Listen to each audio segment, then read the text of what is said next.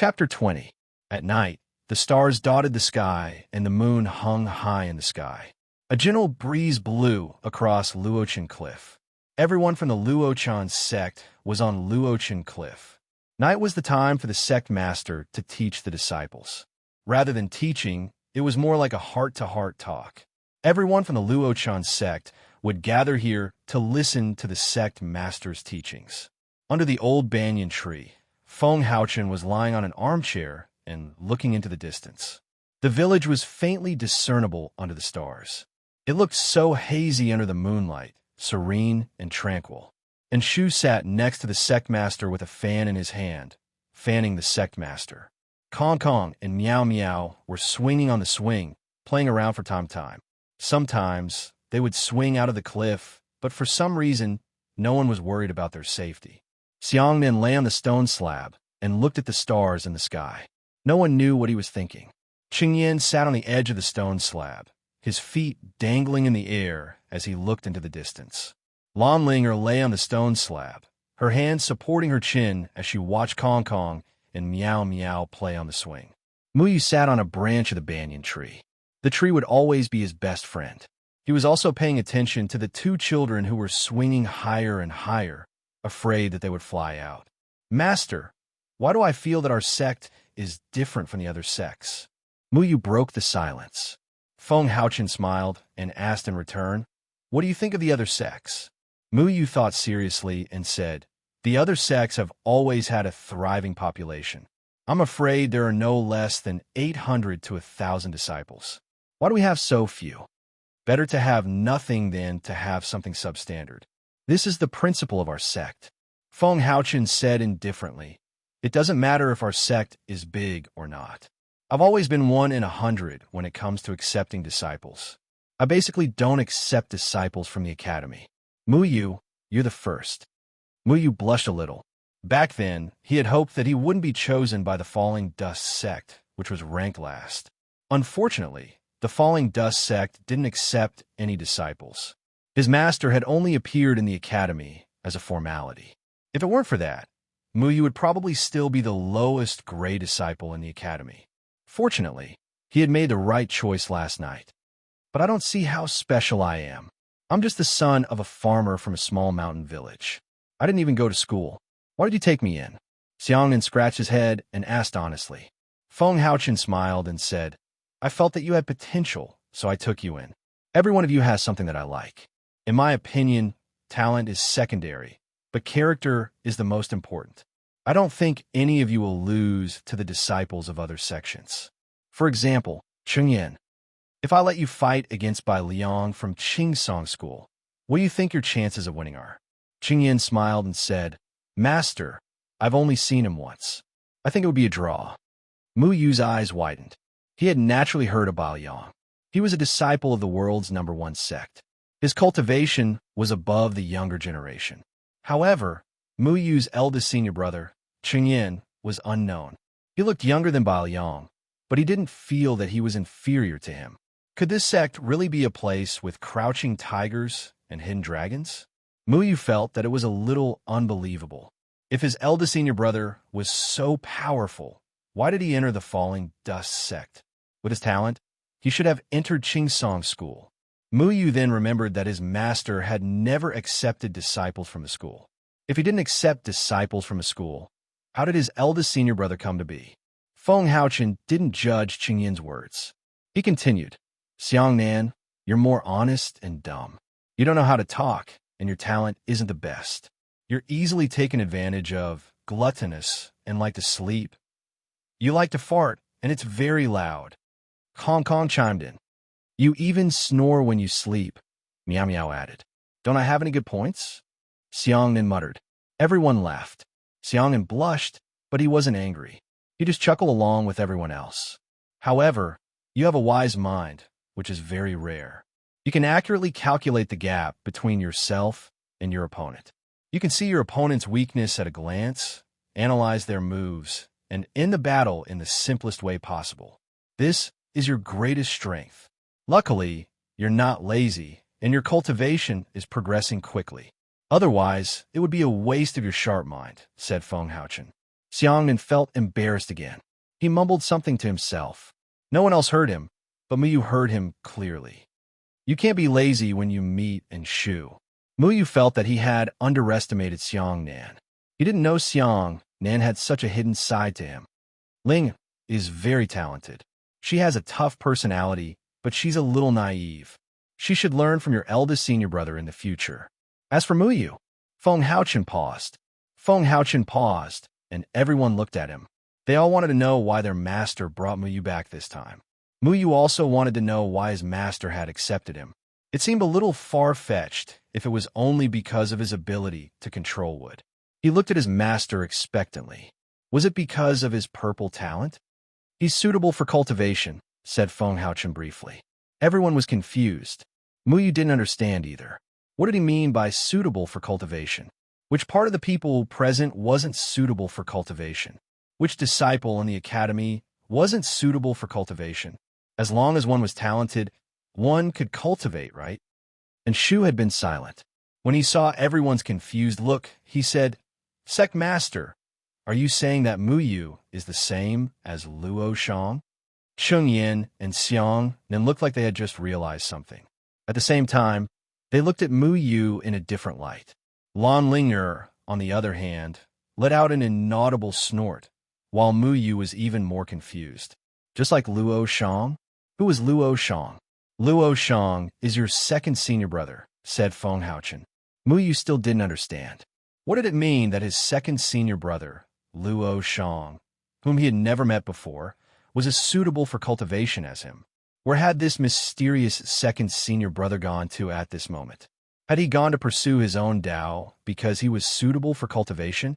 Master, what about the two of us? What's going on between Sister Miao Miao and me? Kong Kong crawled onto Feng Haochen's lap and asked. It must be because Miao Miao is cute. Little brother Kong Kong, you've benefited from your sister. Miao Miao also crawled onto Feng Haochen's lap. The two of them had always been rude and liked to pull Feng Haochen's beard. Feng Haochen had never been angry. The two of you? I don't know either.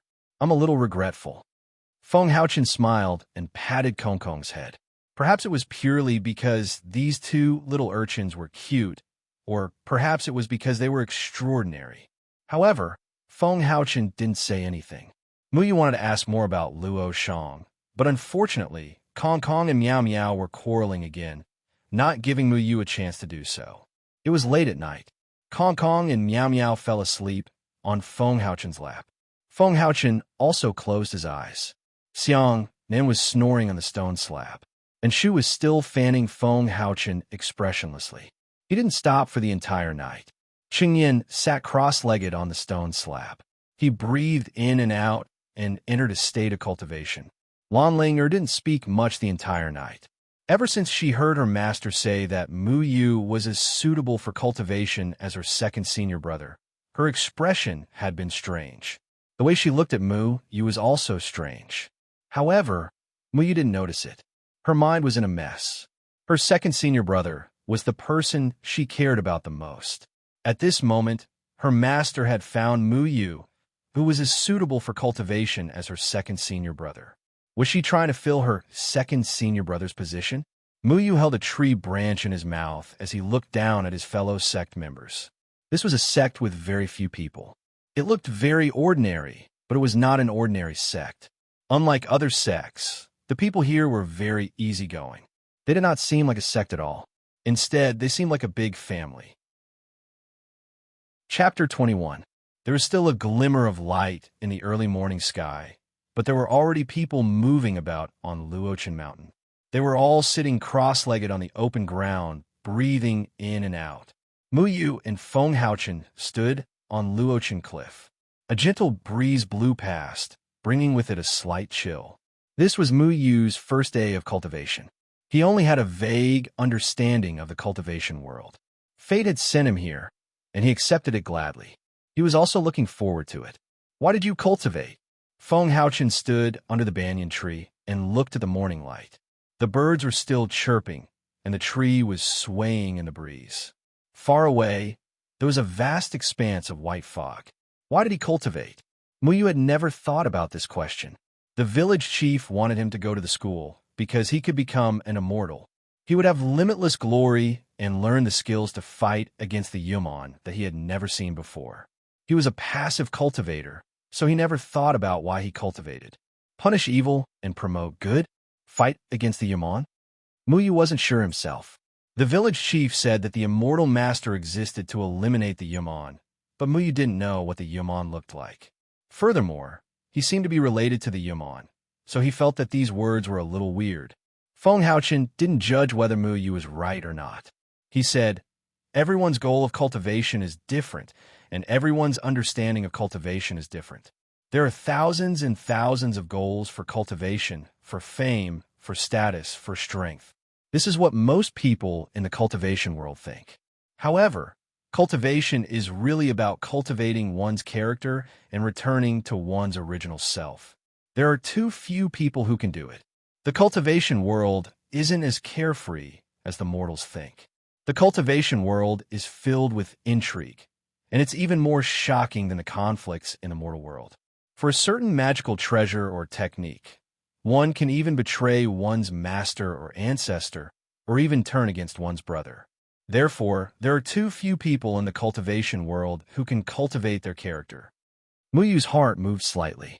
The cultivation world was just a group of people who were slightly more powerful than mortals. Even if they had heaven-defying methods, they couldn't avoid the ugly side of human nature. He had always thought that immortals rode the clouds, played tea, and discussed Tao, and were existences that stood aloof from worldly affairs. They were indeed immortals, and they were just cultivators. Feng Haochen continued, in the cultivation world, strength is everything. The higher your cultivation, the higher your status. You could trample on others. That's why many cultivators are impatient and impatient. Cultivation is just a name. I don't want you to give up your original goal in order to pursue greater strength. That's why I asked you why you cultivated. I will teach you the mental cultivation method of the Falling Dust sect. The Falling Dust mental cultivation method emphasizes a calm heart and a game of chess within the calmness. Therefore, those who cultivate the Falling Dust mental cultivation method cannot have a utilitarian mindset. Utilitarianism will lead to irritation. If you're unable to calm your heart, you will not be able to cultivate the Falling Dust mental cultivation method well. Muyu listened quietly.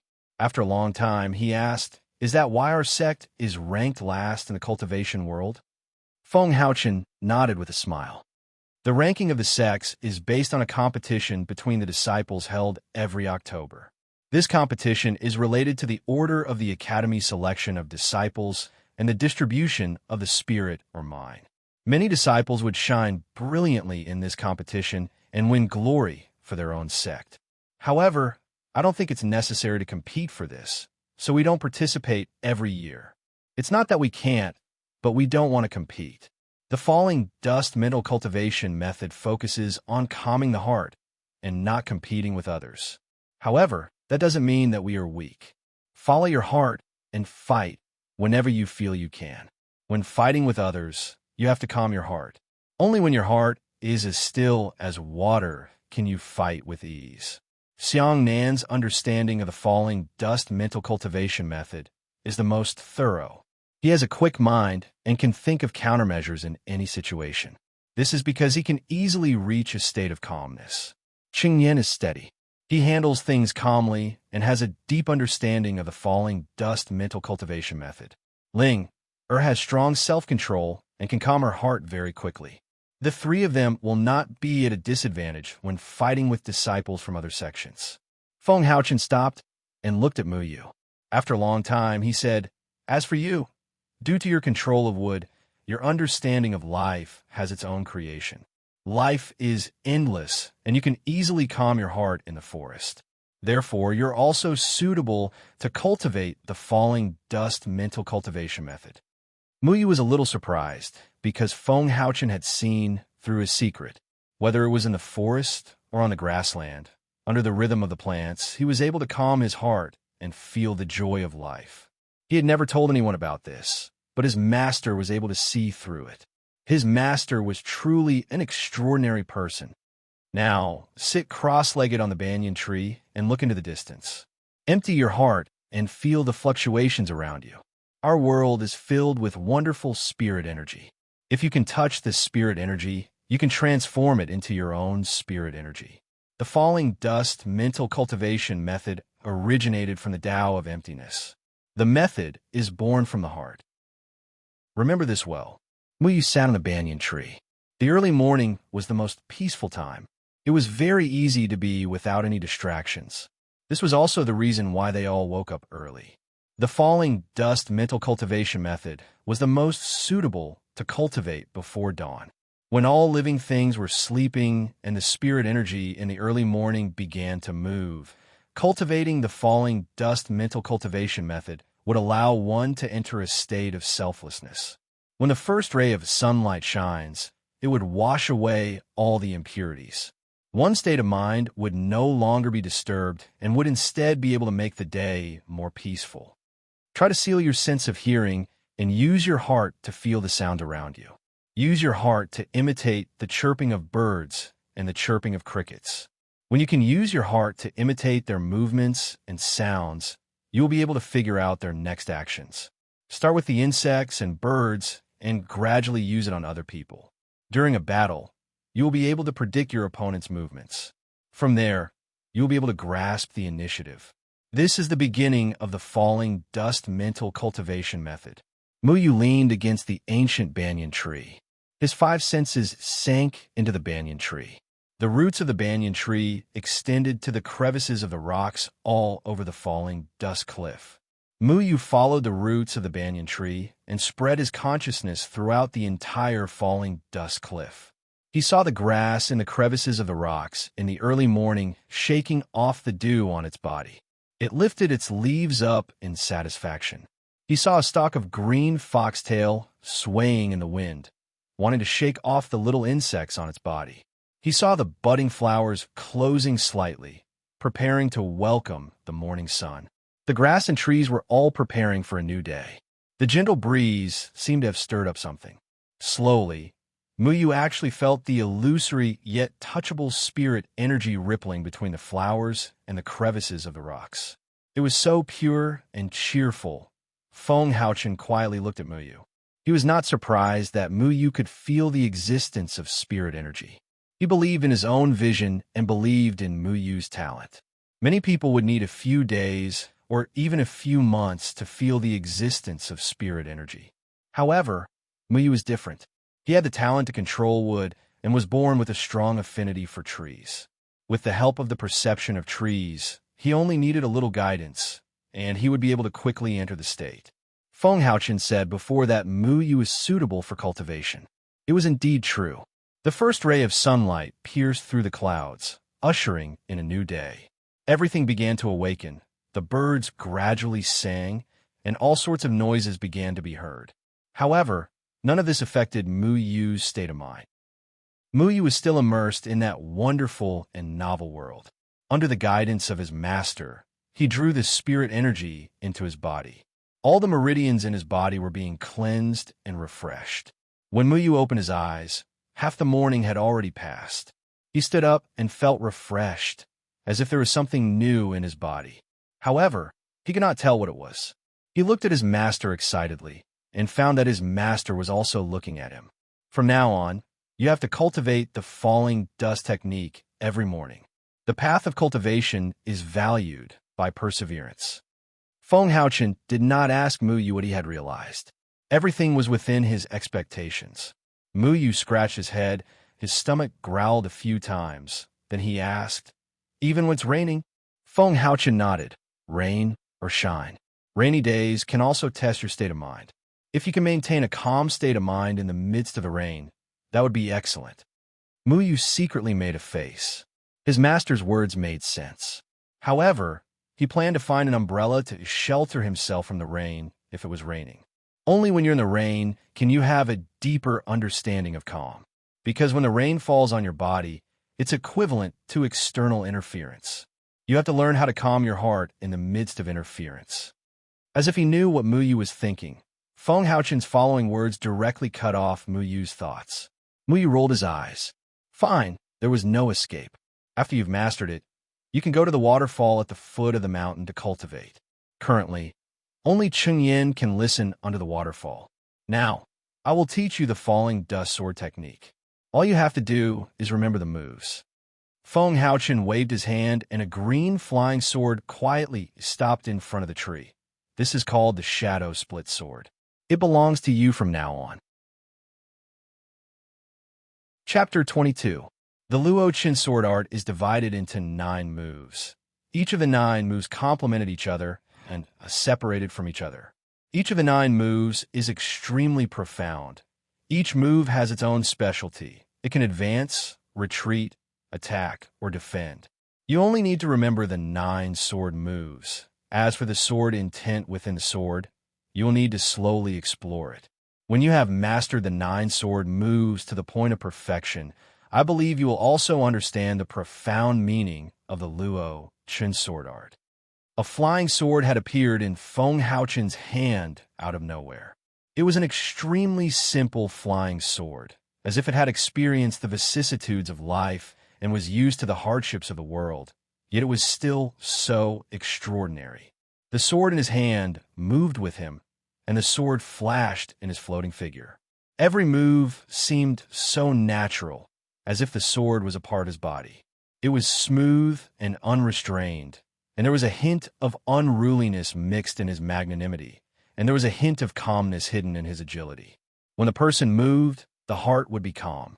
When the sword moved, the momentum would be calm. Mental cultivation focused on using calmness to control the situation. The sword principle was to have calmness in the midst of movement. In Mu Yu's eyes, his master's grand movement was something that others could only look at from behind and not dare to recklessly touch. His sword art carried a sword intent. With a hint of calmness in the killing intent, there was only that person and that sword left in the world. The first move of the Luo Chen sword art, flying leaves in the sky, pursuing calmness in the movement. A flying sword swept up a sky full of fallen leaves. The leaves followed the sword, drifting freely. Looking for a quiet spot in the chaotic wind, using calmness to control the situation, the sword aura rose abruptly, like a stone in a dead pond, causing thousands of ripples. The drifting leaves turned into the sword aura. The falling leaves influenced the sword aura. The sword aura attracted the falling leaves, nurturing and supporting each other, accompanying each other. Involuntarily, Mu Yu grasped the sword in front of him. His heart was enlightened, and the sword moved according to his heart. His master's movement technique was constantly evolving in his heart. He chased after that trace of sword intent, wanting to grasp that essence, but he just couldn't grasp it. He kept feeling that something was missing. The 9 simple sword moves were so profound in his eyes. He kept practicing, trying to get closer to his master's sword art, but he always felt that something was missing. Ding! With a soft hum, the tip of Feng Haochen's sword suddenly touched the tip of Mu Yu's sword. A free and unrestrained sword intent came from the tip of Mu Yu's sword. Mu Yu's sword moved along with Feng Haochen's sword. Every time he reached a difficult point, Feng Haochen's sword would lead Mu Yu's sword in another direction at the right time, making the entire set of sword moves smooth and natural. The confusion in Mu Yu's heart gradually disappeared. That faintly discernible sword intent seemed to be right in front of him, and he gradually merged with it. It was a very strange feeling, and Mu Yu was intoxicated. The only thing I can do is to bring you in. The rest will depend on your luck. Feng Haochen had already sheathed his sword and nodded. Mu Yu was able to reach the threshold of the dusk sword technique in such a short period of time. His talent was indeed not bad. Mu Yu opened his eyes and looked at the sword in his hand. His heart was a lot clearer. The dusk sword technique was very profound. His previous sword intent did not even touch the tip of the iceberg, but just this one set of sword technique allowed him to have a deep understanding. Traces of spirit energy also appeared in his body. Although it was very little, it was still a good start. Mu Yu summoned his flying sword again. His feet moved continuously, and his body followed. Dusk sword techniques, second style, sweeping chi and falling dust, gathering chi and breaking spirit, chi and spirit returning to dust. Mu Yu tirelessly immersed himself in the sword style. His heart was very calm, like a pool of still water, without any ripples. He chased after that trace of connection, but he was always unable to connect at the crucial points. Master, I keep feeling that I am lacking something. I'm unable to reach your casual state. Muyu said seriously. Feng Haochen smiled and said, what you are lacking is the dusk steps. Our sect has 3 most important techniques. The Dusk Heart Sutra builds the foundation. The Dusk Sword Technique trains the body, and the Dusk Steps molds the body. The Dusk Steps is a sword-style movement technique. Once you understand the sword intent, your body will follow the sword. Only when the sword is compatible with the body, then the sword will be natural. Feng Haochen took a step forward. It was just a simple step, but his figure had already floated up like a feather in the wind, yet also like Mount Tai. As his steps flashed, 8 doors appeared beneath his feet, making it impossible for others to see through him. The profound steps made Muyu dazzled, but every step was so clear. Muyu took a step forward, but his body was already unstable. He suddenly fell to the ground with a face full of shock. The Dusk Steps does not require spirit energy to learn. In the eyes of mortals, it is a supreme movement technique. Although it is not even 1,000th of what cultivators practice, it is not difficult to fly over roofs and vault over walls. You cannot chase after your master's steps. You are still unable to grasp the changes in them. You need to learn them from the beginning. Muyu nodded.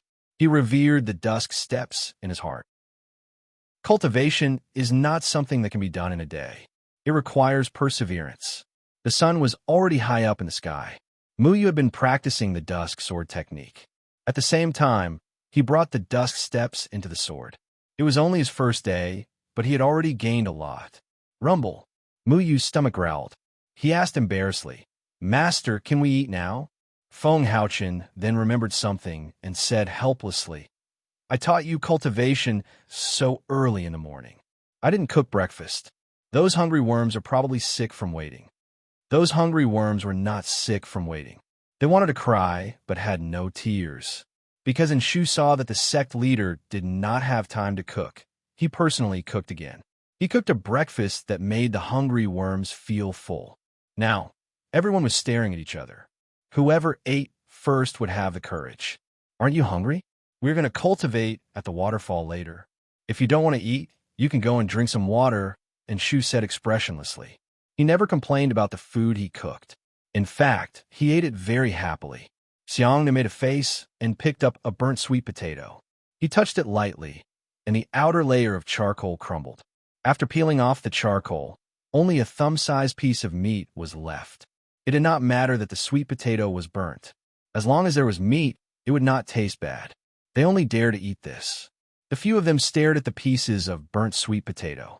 At this time, eating sweet potato was much more practical than eating Enshu's Chinese cabbage stir-fried vegetables.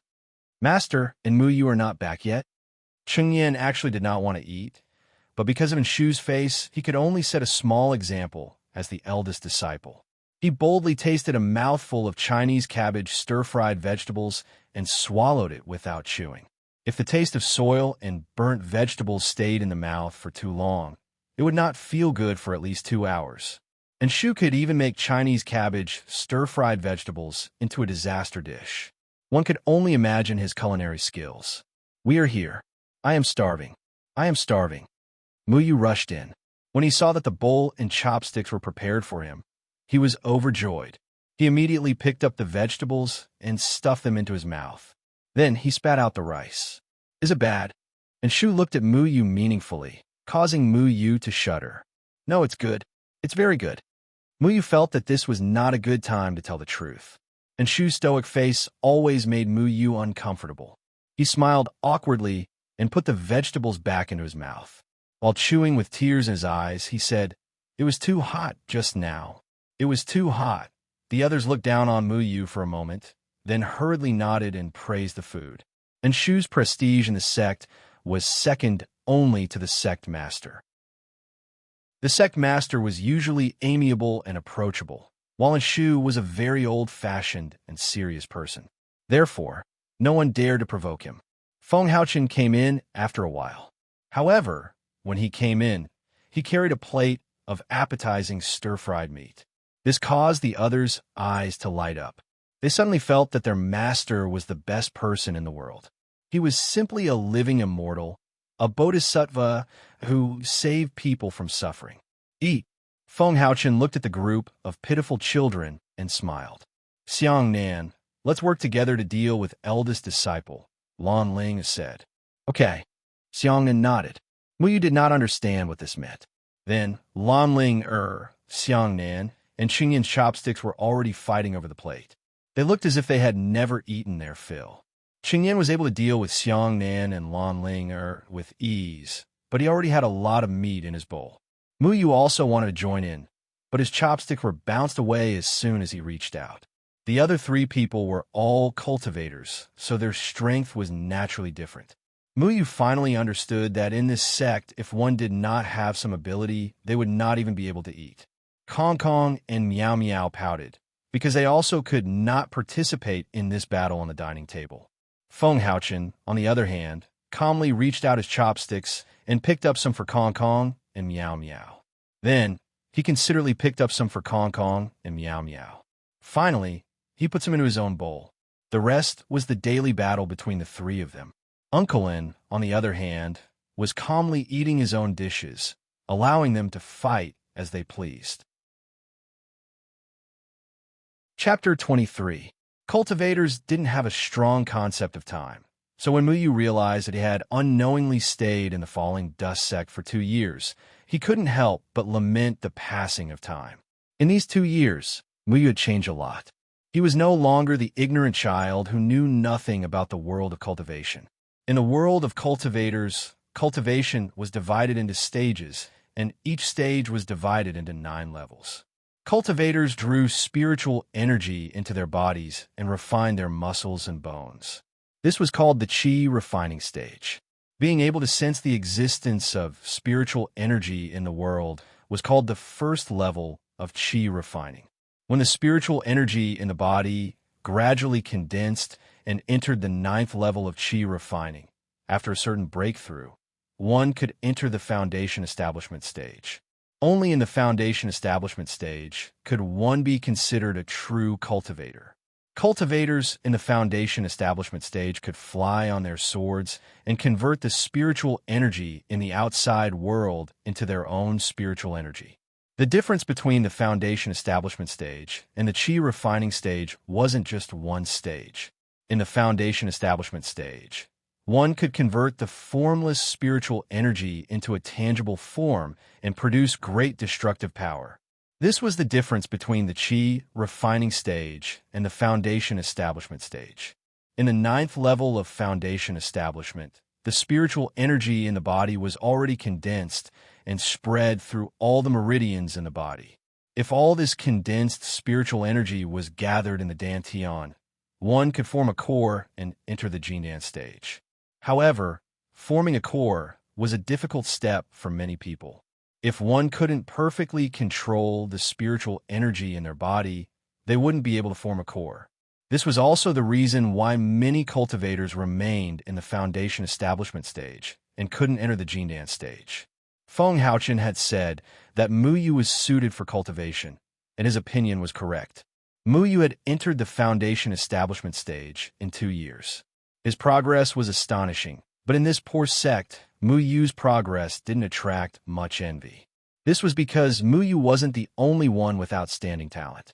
Whether it was Xiang Nan, Lan Ling, or eldest senior brother Qingyan, whom Muyu couldn't see through, their cultivation levels were all higher than Muyu's. There was a waterfall at the foot of falling dust mountain. Water poured down from the top of the mountain endlessly, creating splashes. There was a pond under the waterfall. There was a huge rock in the middle of the pond. Muyu was sitting cross-legged on the rock. The sound of the splashing water was deafening. Muyu sat quietly, seeking a trace of tranquility in the sound of the splashing water. This was the best place to cultivate the falling dust sutra. A subtle sound of something breaking through the air came from an unknown place. It was so small amidst the splashes that no one would notice it. It was a stone that shot out from behind the waterfall and smashed towards Muyu's back. Muyu didn't even move. A wave of spiritual energy gushed out from his back and effortlessly bounced the stone away. However, even more pebbles shot toward Muyu from all directions. Muyu brought his palms together, and waves of energy ripples spread out from his body to block off all the pebbles. This is the third time today. With the skills of the two of you, who do you think you can sneak attack? Muyu opened his eyes and chuckled as he flicked a wave of spiritual energy towards the water. A water arrow shot out from the water and rushed towards a tree beside the waterfall. With a strange cry, Kong Kong jumped down from the tree. It's all Meow Meow's fault. We said we'd attack together, but we had to alert the enemy. Kong Kong clapped his hands and then jumped. His feet stepped on the water's surface, and with a few light touches, he somersaulted and landed steadily on the rock beside Muyu. Bah, it's obvious that you're too slow. You still have the nerve to say that. I'm so unlucky to have a younger brother like you. Meow Meow's nimble figure also landed on another rock. I'm also very helpless to have a younger sister like you. Kong Kong sat down and then stretched his legs out to swing in the water. Muyu was not angry. He was already used to this kind of scene. In the past 2 years, every time he cultivated the falling dust cultivation method, these two fellows would always go around causing trouble. If they weren't throwing stones, they would be fighting on the side. Their actions were to affect other people's cultivation. The main point was that they had the permission of their master. Because the falling dust cultivation method required one to be calm in the midst of chaos, these two children who were not cultivating were creating chaos. The falling dust cultivation method required one to be calm. It required one to be able to cultivate without distractions. Even if Mount Tai collapsed in front of them, one's heart would still be as calm as water. Thus, this could be considered test.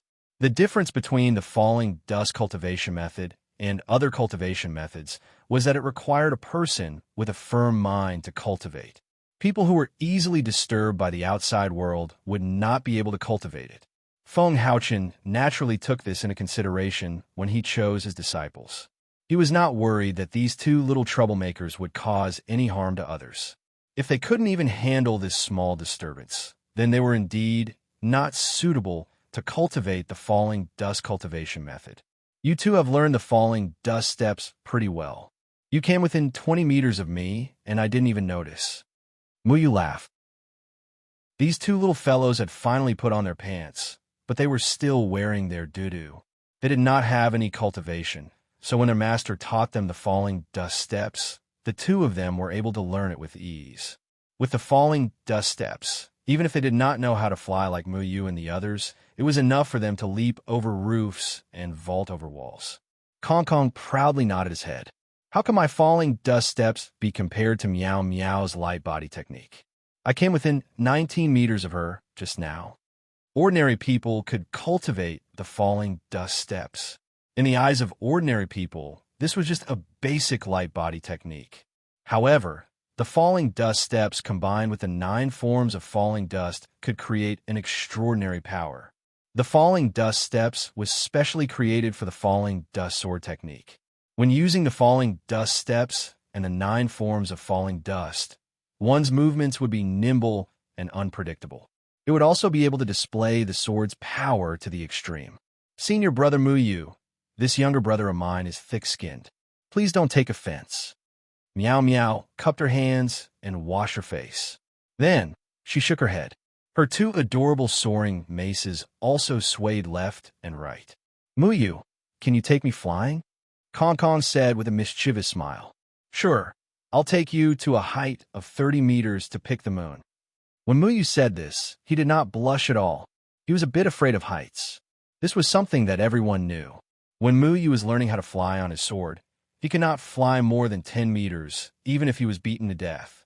Because of this, these 2 idlers teased him every day. Every time he flew on his sword, these 2 fellows would blindly jeer from below. Fortunately, Muyu was a very casual person. He was not goaded and was not afraid of their teasing. Now, he could already fly 30 meters in the air without his face turning white and his heart not beating fast. This could be considered a huge improvement. But our falling dust mountain is a few hundred meters high. How can you not be afraid of the scenery at falling dust cliff every day? Meow Meow also laughed. Clearly, the two of them felt that a cultivator who was afraid of heights was very funny. It's because it's high. I can't see the bottom of falling dust cliff. What's there to be afraid of in the distance? Muyu said indifferently. Oh, that's right. And Shu said that you will be practicing at a height of 35 meters. Is it very challenging? Kong Kong asked while touching his head. Muyu finally made a bitter face. Whether it was the falling dust sutra, the falling dust sword art, or the falling dust footwork, he had mastered the essence of each of them. Only the most basic of cultivators, the riding sword flight, felt like it was taking his life every time. The first thing he did when he returned to the ground was to collapse on the ground and gasp for breath. He trusted the solid ground more and did not like flying at all. Pah! A stone accurately hit Muyu's head. Muyu shrunk his head in pain and turned his head. He saw Xiang Nan sitting in the air with a flying sword under his butt. Occasionally, he would throw a few stones into the air and grin on his face. Xiang Nan was smiling innocently and honestly. Shameless, senior brother, Muyu muttered. In this sect, you must always be vigilant when practicing the Falling Dust Sutra.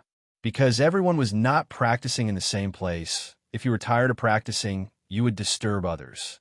Just like Kong Kong and Meow Meow, you would create trouble for others. Calm in the midst of chaos. Muyu, you're still distracted, Xiang said honestly. Look, Xiang Nan has more ideas than we do. Kong Kong and Meow Meow clapped their hands proudly. The two of them laughed happily. Muyu understood that Kong Kong and Meow Meow were here to make up the numbers and attract attention. The most important thing was Xiang Nan's attack. Needless to say, Xiang Nan was the one who came up with the idea. Although Xiang Nan was honest, he was the quickest person in the sect. Kong Kong and Meow Meow had come to disturb Muyu twice in the morning and failed, so they must have asked Xiang Nan to join them. It's a pity that we failed to disturb senior brother 9 times in the morning. Meow Meow said gloomily. With senior brother's cultivation, how could the two of you affect his state of mind? Muyu shook his head. He would occasionally disturb Qingyan, but all of his attempts ended in failure. Even he could not do it, let alone Kong Kong and Meow Meow, who had no cultivation. Why don't the 4 of us work together? If we can make senior brother open his eyes, we will win. Kong Kong suggested. Qingyan's cultivation was unfathomable. He was second only to Enshu and their master. Qingyan was already used to being disturbed by Kong Kong and Meow Meow. Unfortunately, Kong Kong and Meow Meow did not even have the ability to make him open his eyes. They could not even get close to him, let alone disturb him. Okay, senior brother is now cultivating at Falling Dust Cliff. Let's go make it more difficult for him. Meow Meow clapped her hands. Muyu also agreed. It was very difficult to disturb senior brother's state of mind. Perhaps only by working together would they have a chance to make senior brother stop cultivating. Chapter 24. To deal with Qingyan, the method he used to deal with Muyu wouldn't work. This was because Qingyan wouldn't talk to Kong Kong and Meow Meow when he was cultivating, so he couldn't be distracted.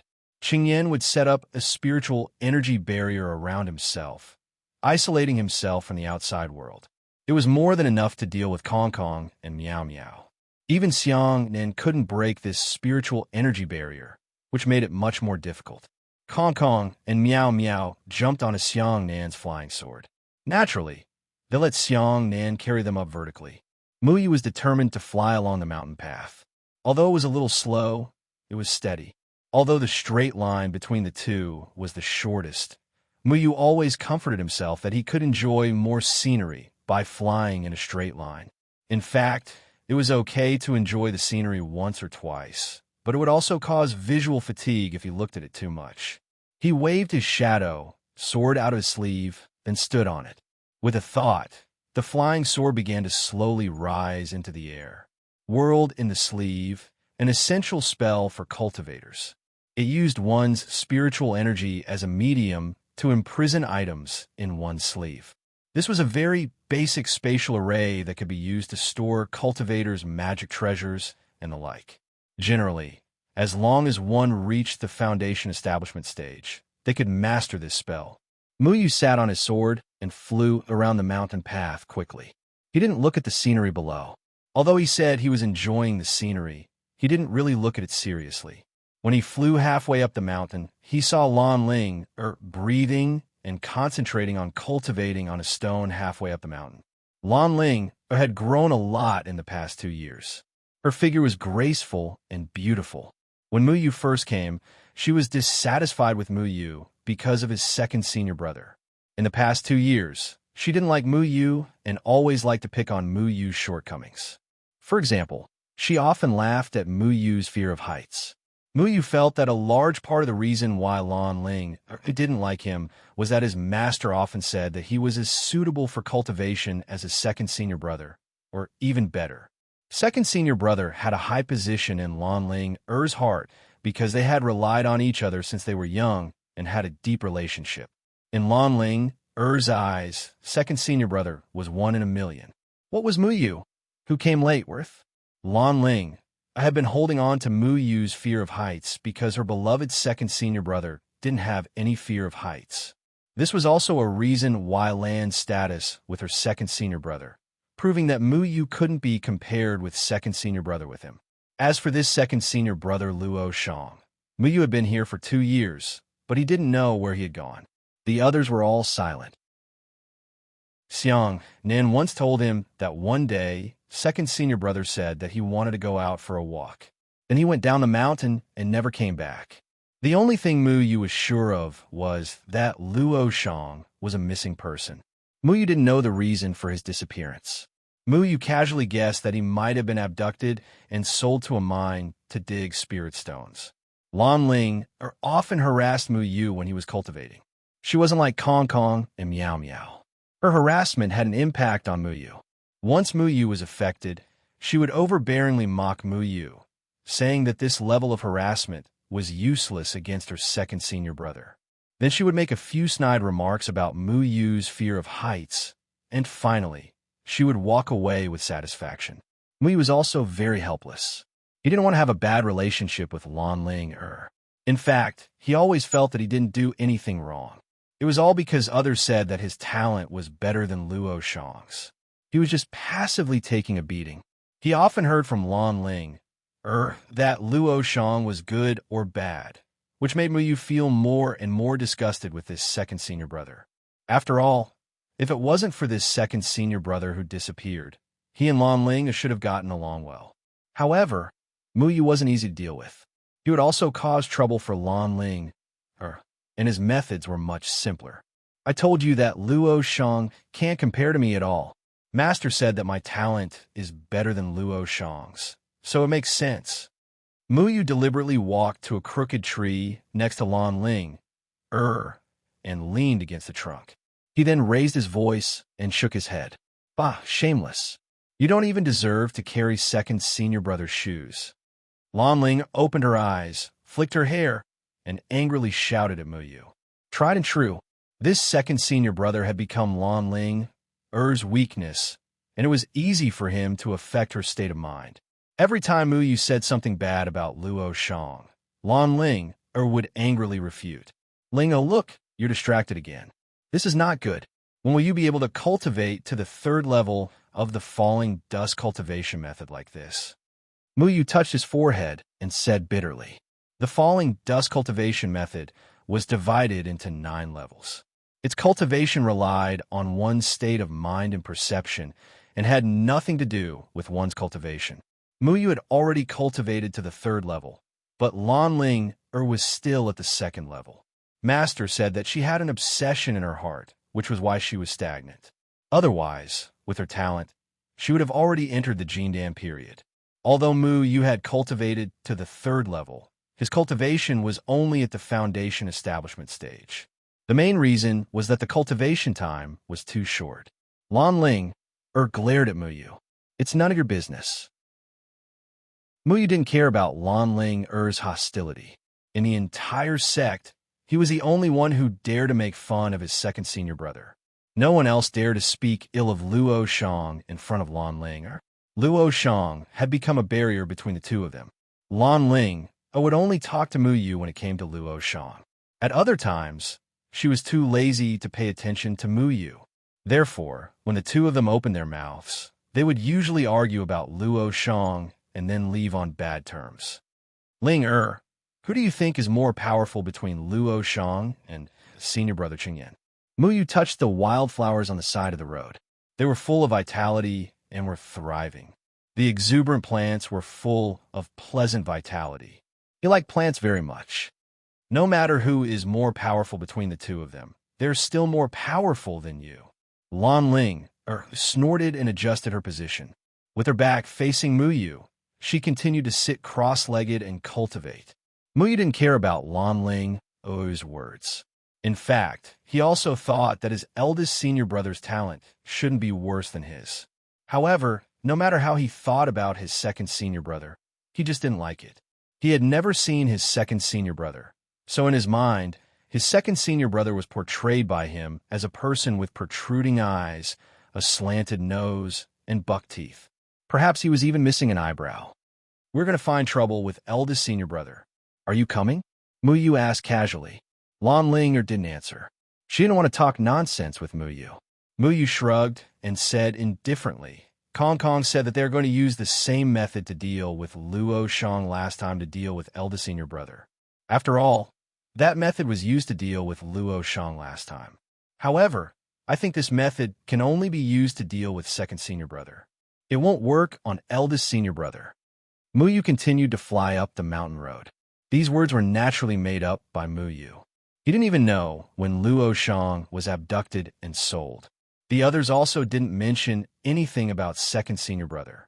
It was just that Muyu was compared to Luo Shang every time, and Ling was jealous of him every time, so he also wanted to dampen Lan Ling's spirit. Second senior brother isn't afraid of heights. People who don't have the ability will only fly along the mountain road. Let me tell you how second senior brother went to Luochen Cliff. Lan Ling opened her eyes. She had already stepped on her red flying sword and flew straight into the air. When she was outside, she even made a provocative gesture towards Muyu. Muyu tilted his head and looked at Lan Ling. When Lan Ling disappeared, he directly plunged into the trees beside him and disappeared on the mountain road. Chapter 25. The old banyan tree on Luochen Cliff flourished all year round. It had never withered. Muyu knew that the banyan tree had existed for more than 200 years. It was quiet and weathered, as if it had seen through the conflicts of the world. It was easy to calm down and cultivate here. Qingyan was sitting under the banyan tree. In the past 2 years, Qingyan had become more mature and steady. His aura was restrained, and he still looked like a scholar. Muyu didn't know what cultivation level Qingyan was at now. He only knew that Qingyan had the strength of the Jindan period. Perhaps only his master and Qingyan knew the specifics. Xiangnan and the other 2 idling kids were discussing in full swing. Clearly, they had arrived a long time ago and should have already made a move. Unfortunately, they didn't succeed. Muyu slowly came out of the woods and looked at the sky with a smile. After a while, Lan Ling's figure appeared in front of him. Linger, why are you so slow? Muyu said loudly. He had merged with the tree and walked much faster than flying. Therefore, he had arrived earlier than Ling. Lan Ling was a little shocked. She frowned. This was obviously impossible. How could flying along the mountain path be faster than flying vertically? The others didn't know that Muyu had the ability to merge with trees. Only Feng Haochen and the village chief knew about this ability. Muyu didn't want to show off too much, but it was good to secretly use it once in a while. It seems that flying vertically isn't the only way to be faster. Muyu winked at Lan Ling, and ran towards Xiangnan and the others with a smile. Lan Ling, snorted and ignored Muyu. She also walked over. How's eldest senior brother? Muyu asked Xiangnan curiously. Just as Xiangnan was about to answer, a flying sword suddenly flew towards him. Xiangnan jumped back nimbly and rolled his eyes. It turned out that eldest senior brother had already finished his cultivation and did not give them a chance to cause trouble. Looks like you guys are very free. Qingyan had disappeared at some point and was now standing behind them. His flying sword flew past where Xiangnan had been standing and headed straight for Muyu. Muyu's flying sword responded and blocked Qingyan's flying sword. Qingyan's flying sword made a turn and rushed towards Lan Ling. Lan Ling dodged, and her flying sword was already out of its sheath. Since all of you are so free, let me see how your swordsmanship is progressing. Qingyan's flying sword did not stop at all. On the contrary, one of his flying swords suddenly transformed into 5 flying swords, and each of them flew towards the 5 troublemakers. Eldest senior brother is being murdered. Kong Kong Meow Meow and Kong Kong Meow Meow screamed. Qingyan's sword flew behind them and slapped their buttocks, causing them to jump up and wail. Compared to Kong Kong Meow Meow's sword momentum, Qingyan's flying sword was not so polite to the others. Although there was no murderous intent, the others did not dare to underestimate the oppressive sword moves. They all waved their own flying swords to parry. Muyu was also quite helpless. They were only here to cause trouble, but they did not expect to accompany eldest senior brother to practice. Eldest senior brother was now an expert during the Jindan period. His sword Qi was not something that Muyu could withstand. If eldest senior brother did not deliberately suppress his sword Qi, it would have been over in 1 round. The falling dust swordsmanship has 9 forms, and each form has 9 moves. I will stop if you can withstand 30 moves. Qingyan stood in place. His body did not move. His falling dust cultivation method had been cultivated to a realm where he could control his sword according to his heart's desire. With just a thought, he could control the flying sword. Muyu calmly looked at the flying sword that was speeding towards him. Eldest senior brother's sword move had a trace of sharpness in it. Although Muyu was only facing eldest senior brother's sword move, the sword move could change into various moves at any time, catching people off guard. Therefore, he had to be extra careful. Muyu did not panic. The falling dust cultivation method cultivated the state of mind. Even in the face of various sudden situations, one must be able to remain calm in the face of danger. His shadow-splitting sword followed him like a shadow. With one sword, he met eldest senior brother's flying sword head-on. However, when eldest senior brother's flying sword came into contact with Muyu's shadow clone sword, its momentum instantly dissipated. The flying sword coiled around Muyu's flying sword like a serpent, avoiding the obstruction of the shadow clone sword and directly attacking Muyu. Muyu's fingertip that was holding the flying sword trembled. A second flying sword appeared and deflected eldest senior brother's flying sword. At the same time, Muyu's left hand swung out. His left hand was already holding another shadow clone sword. 3 flying swords left his hand at the same time and swept towards eldest senior brother's flying sword. In just an instant, Muyu's flying sword and Qingyan's flying sword had already exchanged more than 10 moves. Muyu did not show any signs of being defeated, while Kong Kong Meow Meow and Kong Kong Meow Meow were covering their butts and jumping around the cliff. Because the 2 of them were naughty all day long, they had cultivated the falling dust movement technique very well. However, under eldest senior brother's flying sword, they did not have any ability to fight back and could only run for their lives. Muyu, your falling dust cultivation method has improved greatly. Very good. Qingyan was a little surprised. Muyu's performance surprised him, but after thinking about it, he felt that there was nothing to be surprised about. The falling dust cultivation method was actually known as the falling dust 9 apertures cultivation method. The 9 apertures cultivation method was to split one's heart into 9 uses and control 9 flying swords at the same time. Each flying sword was closely related but also independent. It was as if 9 people were fighting one person at the same time. This was the power of the falling dust sword technique. However, controlling 9 flying swords at the same time was very taxing on one's mind. So unless it was necessary, one would not casually try to control 9 flying swords at the same time. Generally speaking, a foundation establishment cultivator could control 2 flying swords at most. However, Muyu was able to control 3 flying swords, which was very rare. After 29 moves, Xiangnan lost control of his flying sword and was firmly restrained by Chengyan's flying sword. Lan Ling was also defeated after 28 moves. The 2 of them could only control 2 flying swords at most. Once they controlled one more, they would quickly exhaust their spirit Qi, which was very taxing on their minds. Only Mu Yu was able to control 3 flying swords with ease. As Cheng Yin pulled back the other flying swords, he focused all of his sword force on Mu Yu. Mu Yu also began to have difficulty moving. He had a headache and complained that Ling, and Xiangnan were not doing their best. He could only desperately dodge. Eldest senior brother, it's been 30 moves. Mu Yu cried out. After all, Cheng Yin was in the Jindan period. He had been suppressing his sword force so that it could be withstood by a foundation establishment cultivator. However, when he focused on Mu Yu alone, there was no need for him to be distracted. Naturally, the pressure was much greater. In the end, Mu Yu could not take it anymore. He lost control of his shadow clone sword and was beaten back to its original form by Cheng Yin. Like Xiangnan, the other troublemakers sat on the ground. 32 moves. Not bad. Cheng Yin's flying swords had disappeared.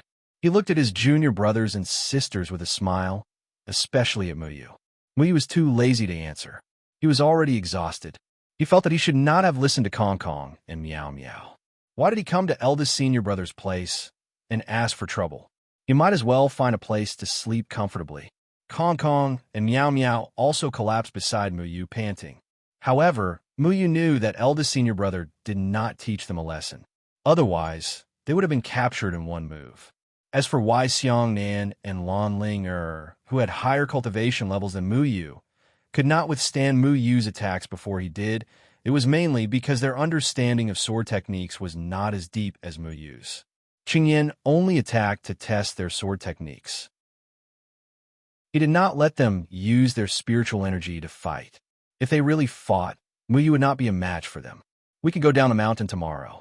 What are your plans? Cheng Yin asked as he withdrew his sword and sat on a rock. Chapter 26.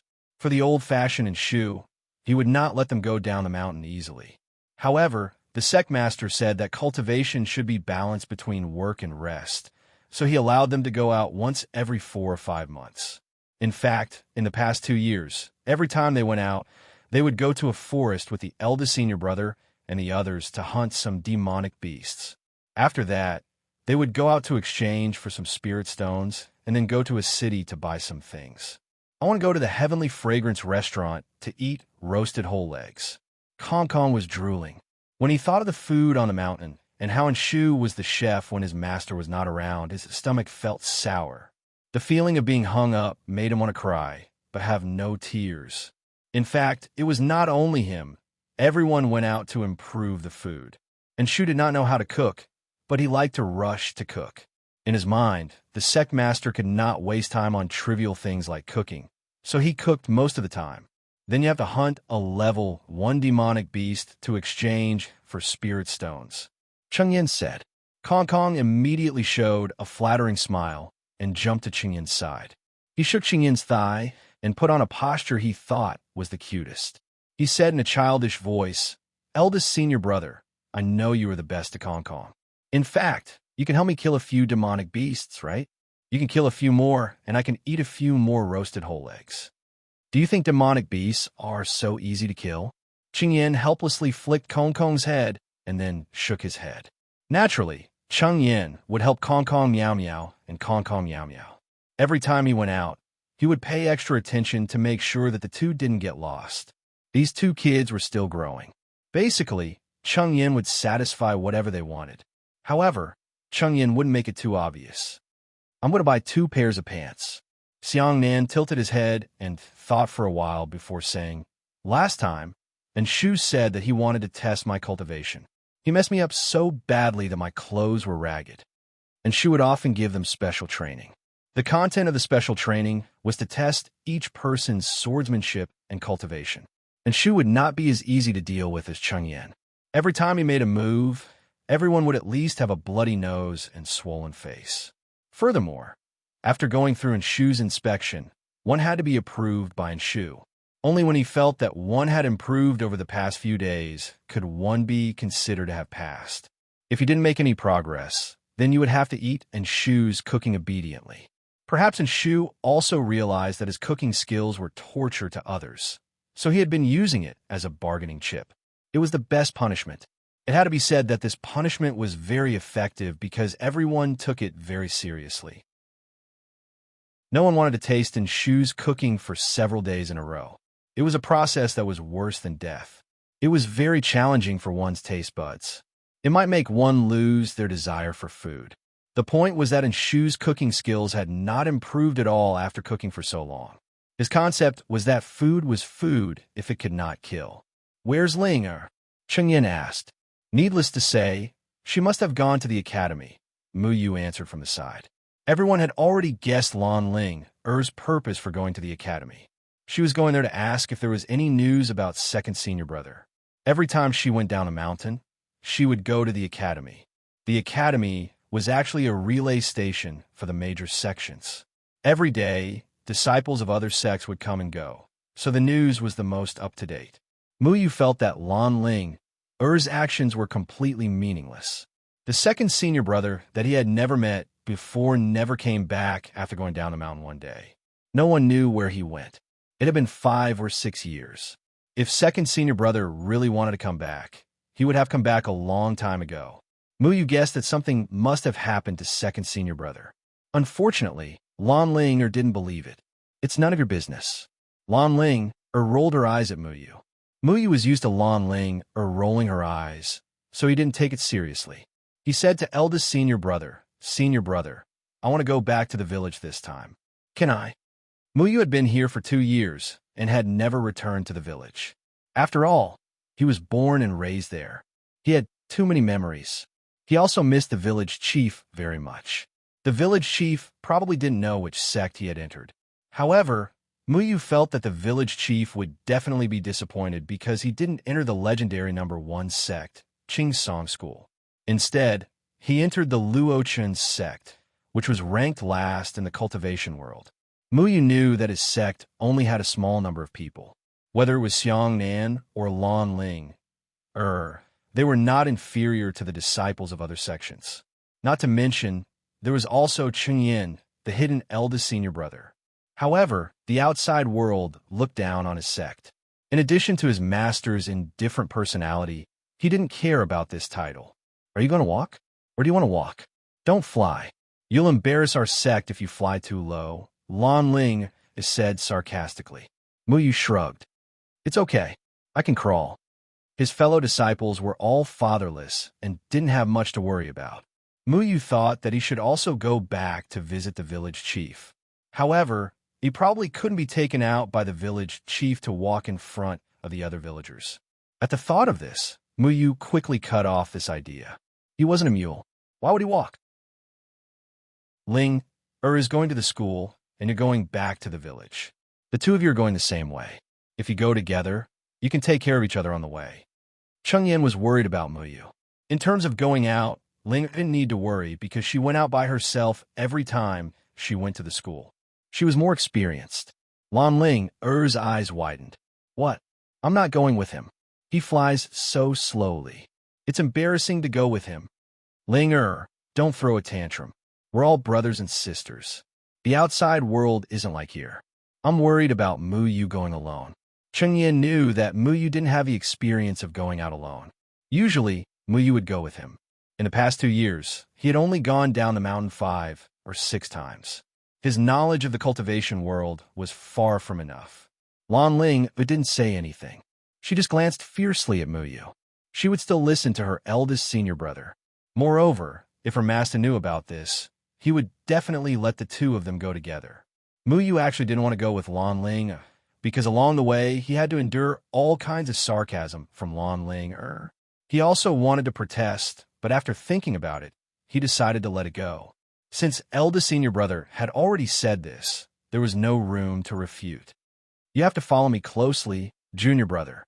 Don't cry if you get lost," Lan Ling said arrogantly. Mu Yu had the urge to curse. He was always treated like a little kid by Lan Ling.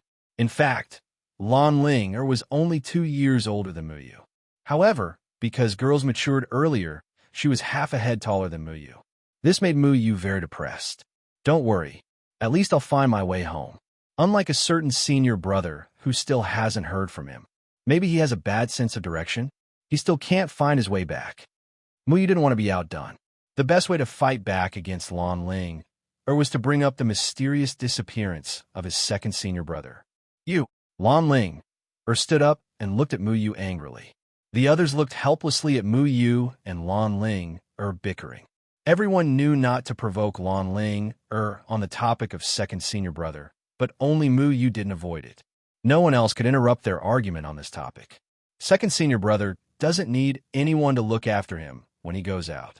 Lan Ling, left after saying this. Qing Yin looked at the two with a headache. Even he wouldn't mention Luo Shang in front of Lan Ling, but Mu Yu always used this to bicker with Lan Ling, Qing Yin said, "Can't you talk less about Luo Shang?" Chapter 27. Feng Haochen was busy in the vegetable garden. Mu Yu rarely saw his master cultivate. His master was always planting vegetables and then lying on his armchair to look at the scenery. At night, he would tell them about the cultivation world, including magic treasures, pills, and all kinds of treasures that cultivators would go crazy for. Mu Yu felt that his master was really a treasure book in the cultivation world. The herbs and magic treasures he talked about every day were incomparably magical. Some of the techniques he talked about were also eye-opening for Mu Yu. Feng Haochen rarely went down the mountain.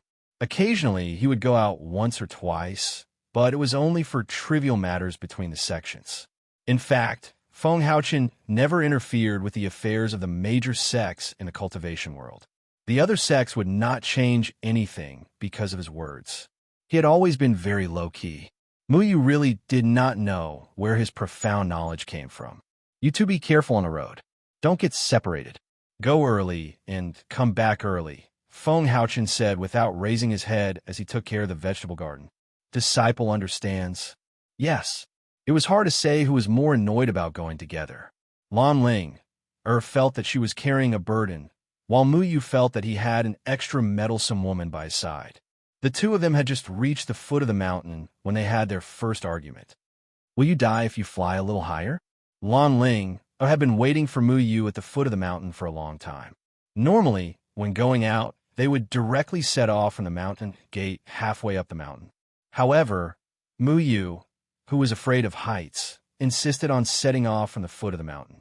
Lan Ling flew straight down the mountain in a huff. Mu Yu slowly circled around the cliff to reach the foot of the mountain, making Lan Ling wait for a long time. I don't know if I'll die, but if I fly a little lower, I'm sure I won't die. Mu Yu would not blush.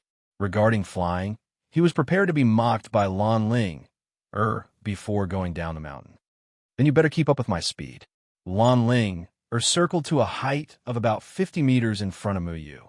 At this height, she was certain that Mu Yu would not fly up. This could be considered a provocation to Mu Yu. Mu Yu's flying speed would not be slow. Fortunately, this was the case. Otherwise, he would be scolded by Lan Ling again.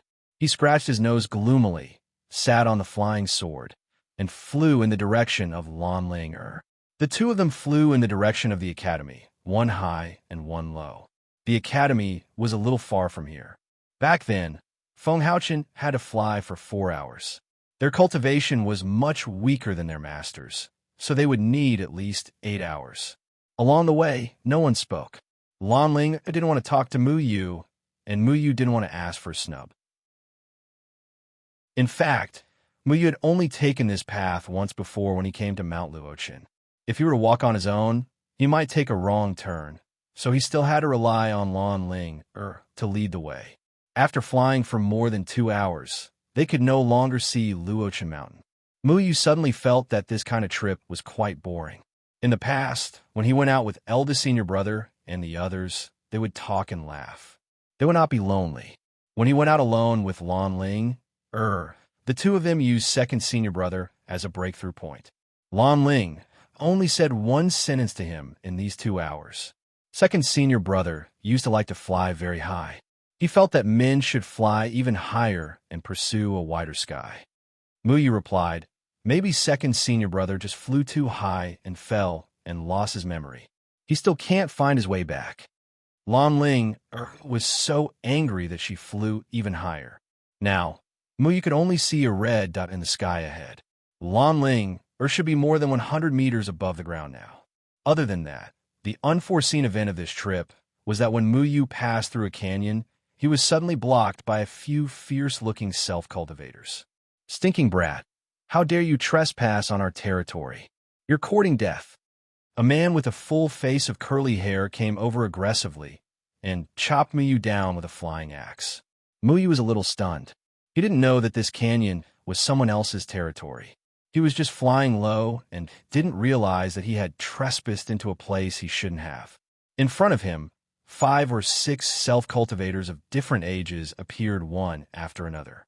They were old and young, and they all stared at Muyu covetously, making Muyu a little scared. Before he became a cultivator, he also looked up to those people. 2 years later, he was facing these self-cultivators alone. This made Muyu feel quite emotional. Sorry to disturb you. I'll leave now." Muyu had never encountered such a situation before.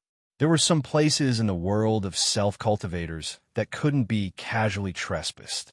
Many places were places where self-cultivators cultivated. His master had once told him that self-cultivators were extremely sensitive to their own private territory. It was very unwise to accidentally trespass. In the past, when he went out with Qingyan and the others, he had never encountered such a situation. In fact, Qingyan was very familiar with the place and naturally wouldn't bring him to trespass on other people's territory.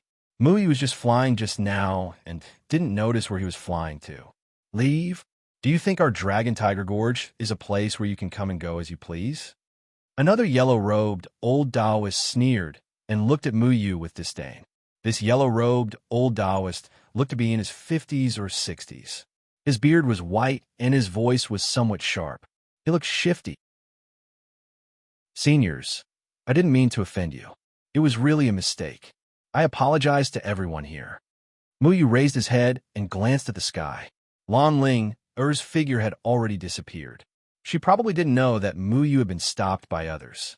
If she found out, she would probably scold him again. "Haha, with one look, I can tell that this little brat is some small sex errand boy.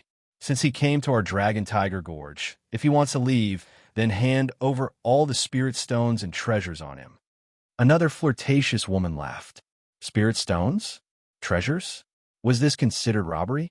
Muyu didn't have a single spirit stone in his pocket. Spirit stones were usually used to provide spiritual energy during cultivation and could increase the speed of cultivation. In the past, Enshu would place a few spirit stones in the hall for anyone who wanted to take them. Muyu used a spirit stone when he broke through from the Qi refining stage to the foundation establishment stage.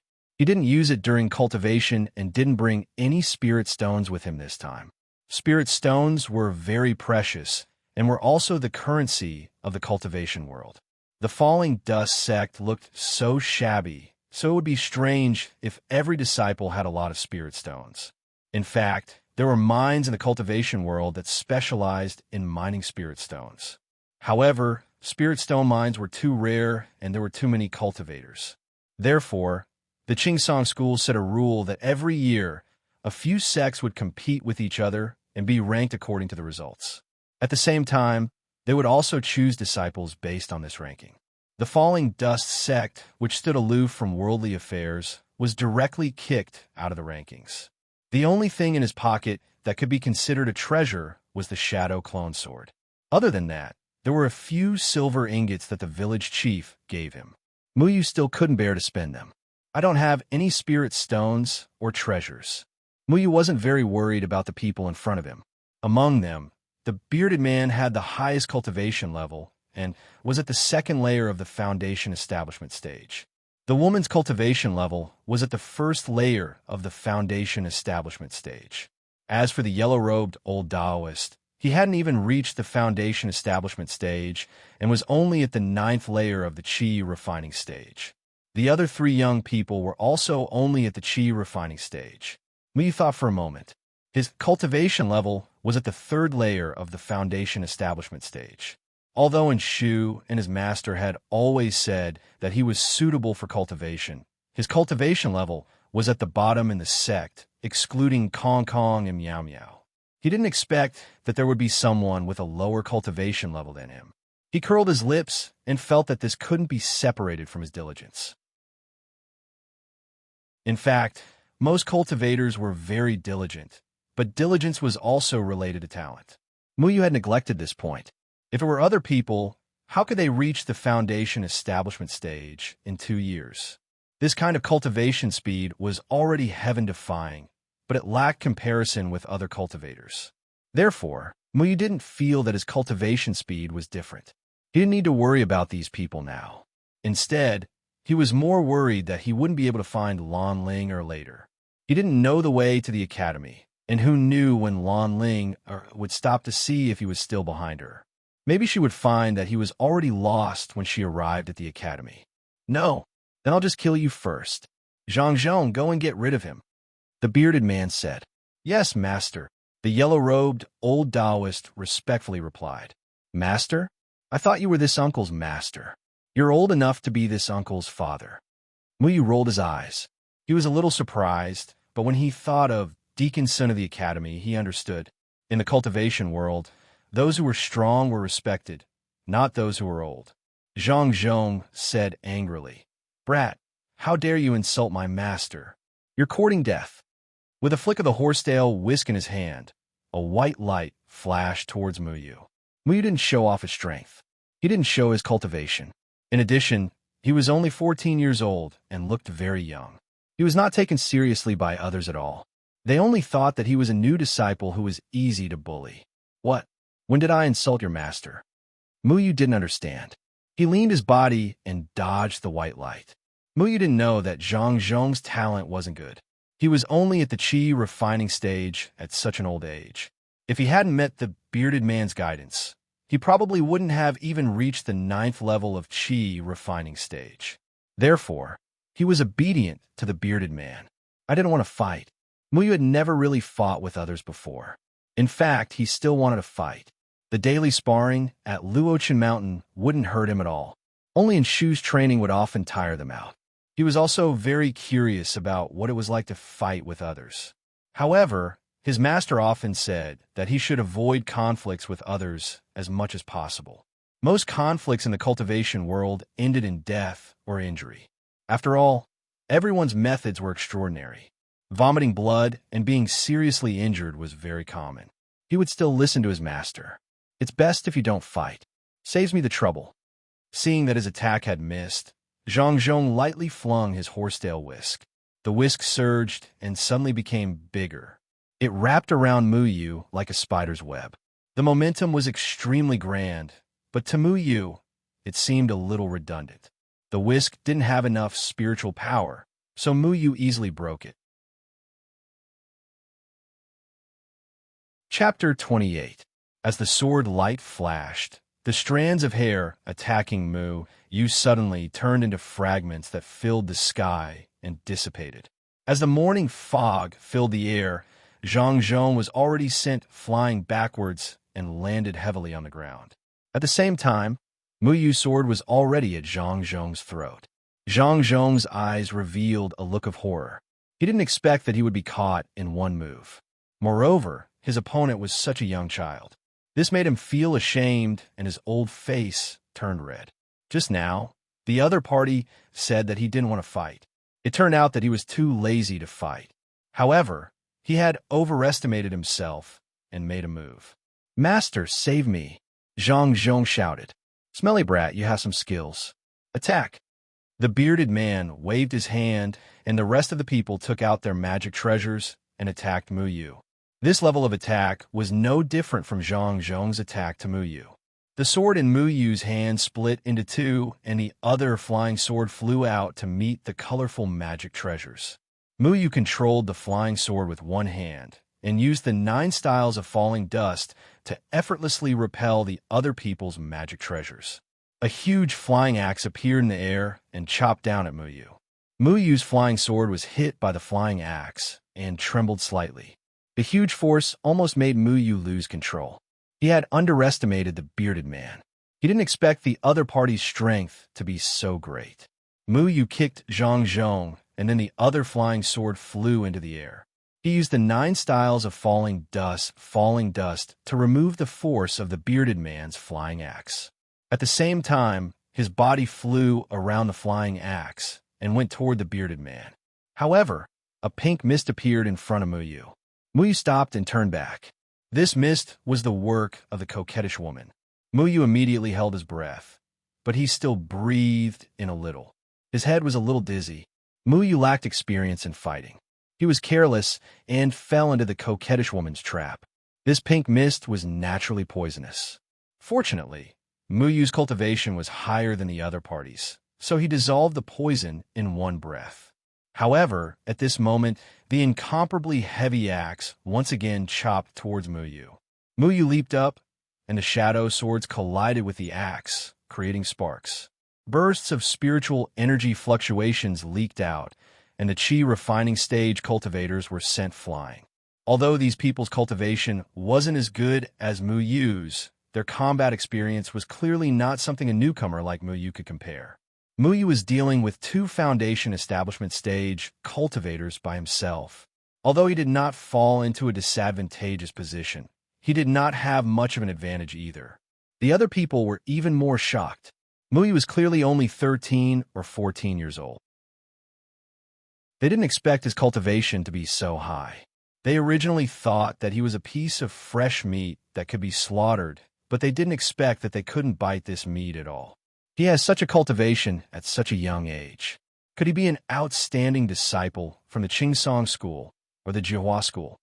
The curly-bearded man's heart trembled. He already had the intention to kill. If this person was really a disciple from a big sect, then he would definitely get into trouble if he escaped. The best choice was to get rid of them. Kill him, the curly-bearded man said to the coquettish woman. The coquettish woman also understood. They dared to occupy a canyon here, so they naturally lived a life of bloodshed. As long as they did things cleanly, no one would find out that they were the ones who died. A silver net suddenly flew out from the curly-bearded man's sleeve. This net grew with the wind, and in the blink of an eye, it became incomparably huge. It wanted to trap Muyu. Muyu's feet landed on the ground. His footsteps were light, and his figure floated up, causing the net to miss. Behind him, a whip appeared in the hand of the coquettish woman. The whip danced towards Muyu, but Muyu's movements were even more agile. The shadow clone sword cut the whip in half, and the sword chi swept across the woman's chest, sending her flying. A trace of blood flowed out from the corner of the woman's mouth. She never thought that her magic weapon would be unable to withstand a single blow from Muyu's shadow clone sword. The magic weapon was connected to its master's aura, so if one was damaged, the other would be damaged. Her whip was made from outer sky willow iron. The material itself was expensive, and the quality was even better. She never thought that Muyu would be able to break it in one move. That sword of his is a real magic weapon. Be careful. The curly-bearded man supported the coquettish woman. He revealed a serious expression.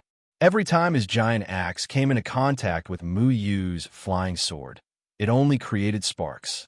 In reality, the giant axe had been left with sword marks. Although they were insignificant, it caused the curly-bearded man's heart to ache. That giant axe was even more precious than the coquettish woman's whip. Is that whip of yours made of cloth? Muyu also didn't think that his shadow clone sword would be able to cut the whip in half. He thought that the whip was weak. What he didn't know was how precious the flying sword given to him by Feng Haochen was. Not only him, but everyone in the sect had different flying swords. Usually, when everyone sparred, no matter how hard they used, it wouldn't hurt their foundation. Therefore, they didn't care about the origin of the flying sword. They only knew that it was given to them by their master. They didn't know that this flying sword was more precious than the other magic weapons in the cultivation world.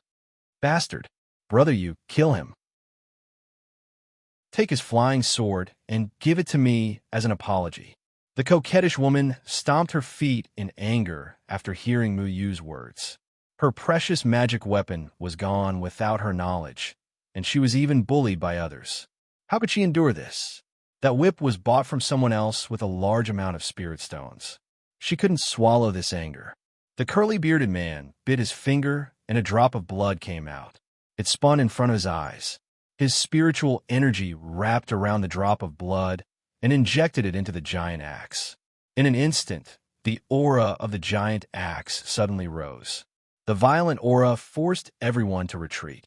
Even Muyu couldn't help but take this seriously. Master actually used blood essence of qi. Zhang Zhong's eyes flashed with a trace of reverence. Blood essence of qi was the foundation of a cultivator. Using qi to guide the body and using blood essence to activate a magic weapon, it could make the magic weapon's aura stronger and more powerful in a short period of time. However, the price was that the cultivator's aura would be damaged. It would take a long time for the cultivator's body to recover. Muyu also knew this. His master told him not to use this method unless he had no other choice. This was because the blood essence of qi was closely related to the cultivator's foundation. Overusing it would cause the cultivator's foundation to be damaged. It could even cause the cultivator's cultivation to stagnate. This curly-bearded man actually took such a risk in order to take down Muyu. This kind of aura made Muyu feel a trace of threat, and his advantage in cultivation suddenly disappeared. He stimulated his own spiritual power, but his heart became calm. The falling dust heart sutra paid particular attention to a calm heart, and only by remaining calm in the face of change could one defeat the enemy. This was Muyu's first time fighting with someone. Moreover, his opponent's cultivation was not lower than his. He needed to calm his heart and calmly analyze his opponent. Feng Haochen was right. He looked at the temperament of a disciple. If Muyu could calm his heart and remain calm, he would be able to cultivate the falling dust mental cultivation method. Kid, give me your life. The curly-bearded man's giant axe smashed towards Muyu with the force of 1,000 caddies. The air became somewhat heavy, and the surrounding aura became incomparably violent. It was suppressed by the giant axe and exploded towards Muyu. Muyu's figure flickered, and 3 flying swords appeared beside him. Each flying sword performed a different move. The surrounding spiritual energy gradually formed a barrier in front of him under the guidance of the flying swords. Inadvertently, one of the flying swords had already broken through the air, bypassing the giant axe and heading towards the curly-bearded man. One mind doing 3 things. This was the power of the falling dust mental cultivation method. Muyu was able to do 3 things at once and make 3 flying swords do different things. To be able to do this in just 2 years of cultivation, this kind of talent was already amazing. No wonder Feng Haochen said that Muyu was suitable for cultivation. There was a huge explosion, and the surrounding vegetation was instantly smashed into pieces. Sand and stones flew everywhere, and dust flew everywhere. The people in the qi refining stage had already escaped far away. The collision between the 2 foundation establishment stage cultivators directly blasted a big hole in the ground. Muyu only had 1 flying sword left. He couldn't control the other 2, and they automatically dissipated. The curly-bearded man's giant axe was smashed to the side. At this moment, the curly-bearded man was also lying on the ground.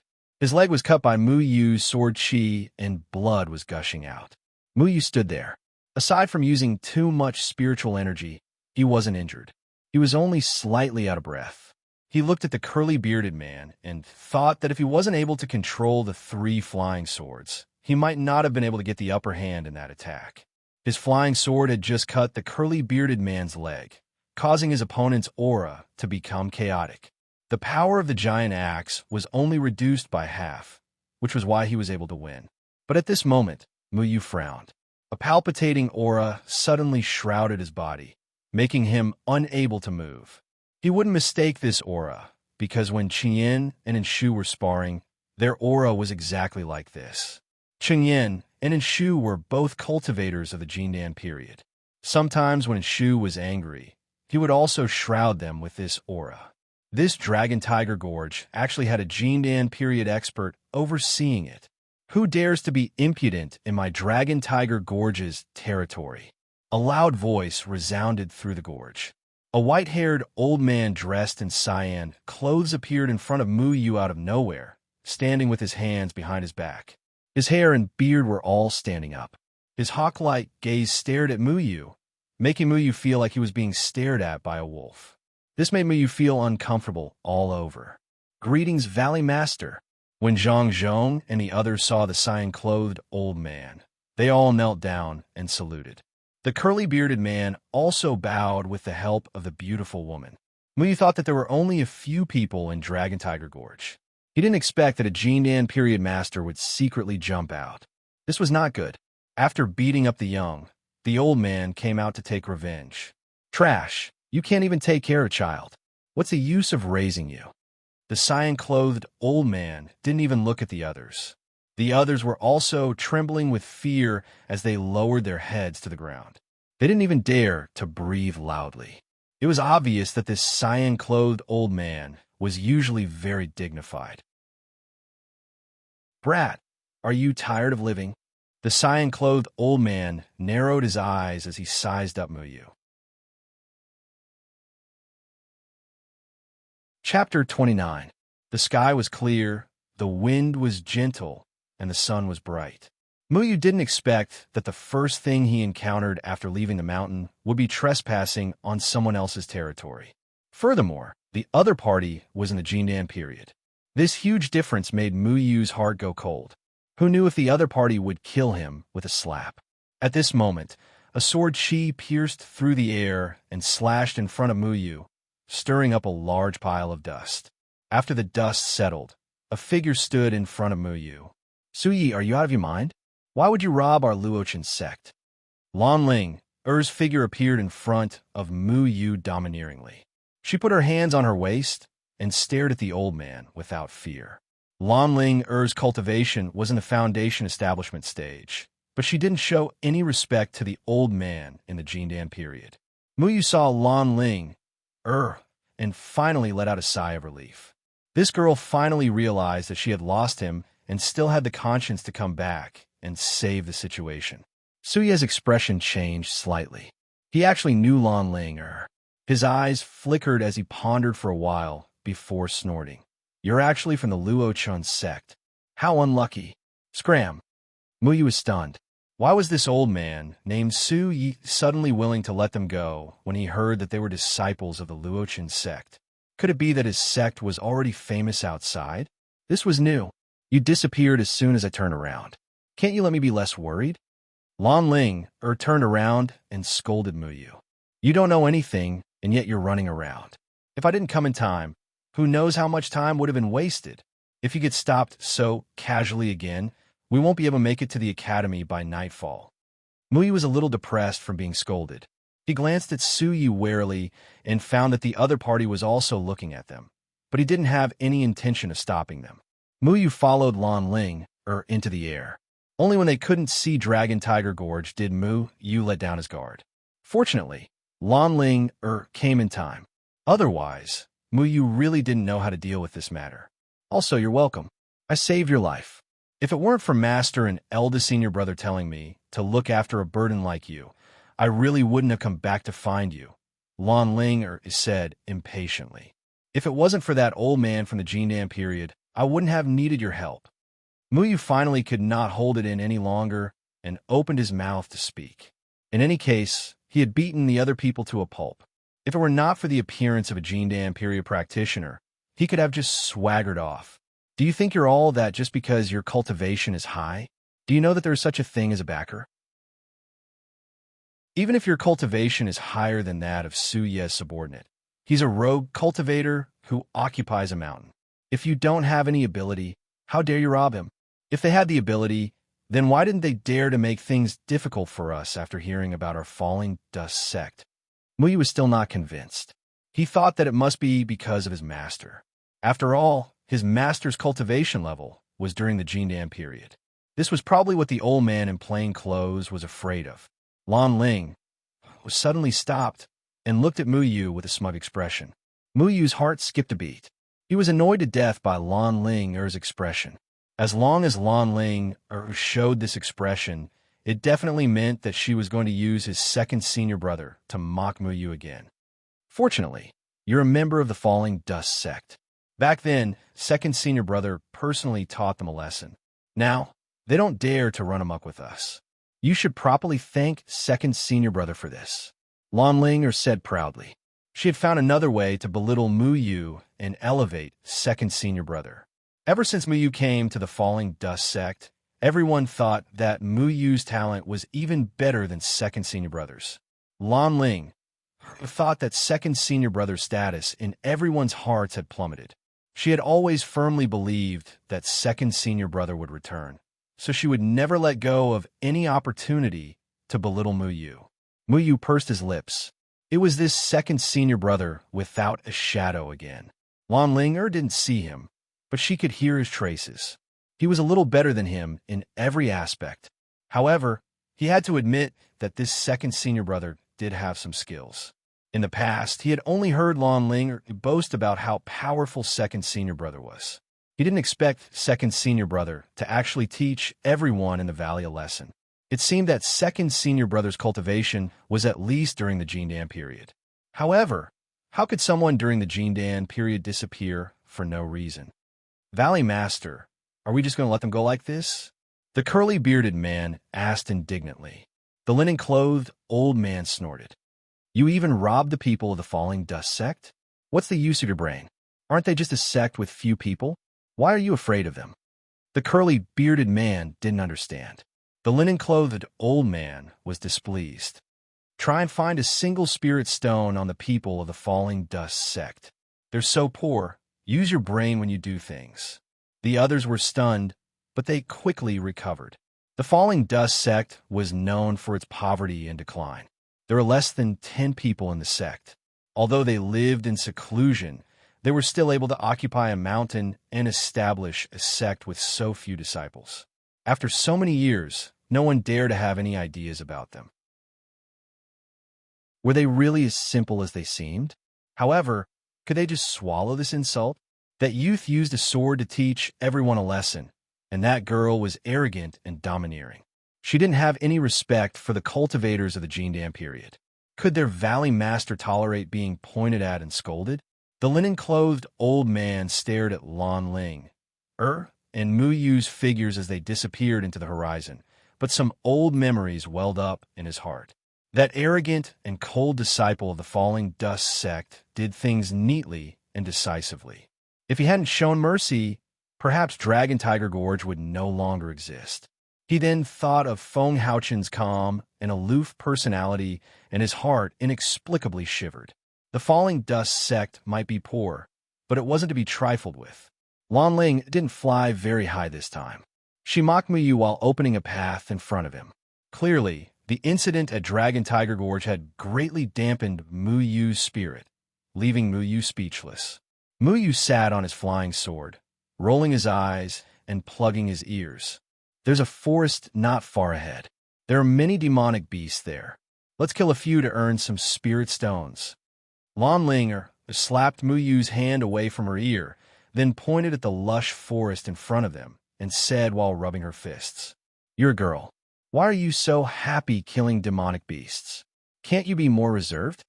Muyu muttered, Can you not be such a sissy? Lan Ling, who didn't take Muyu's words seriously.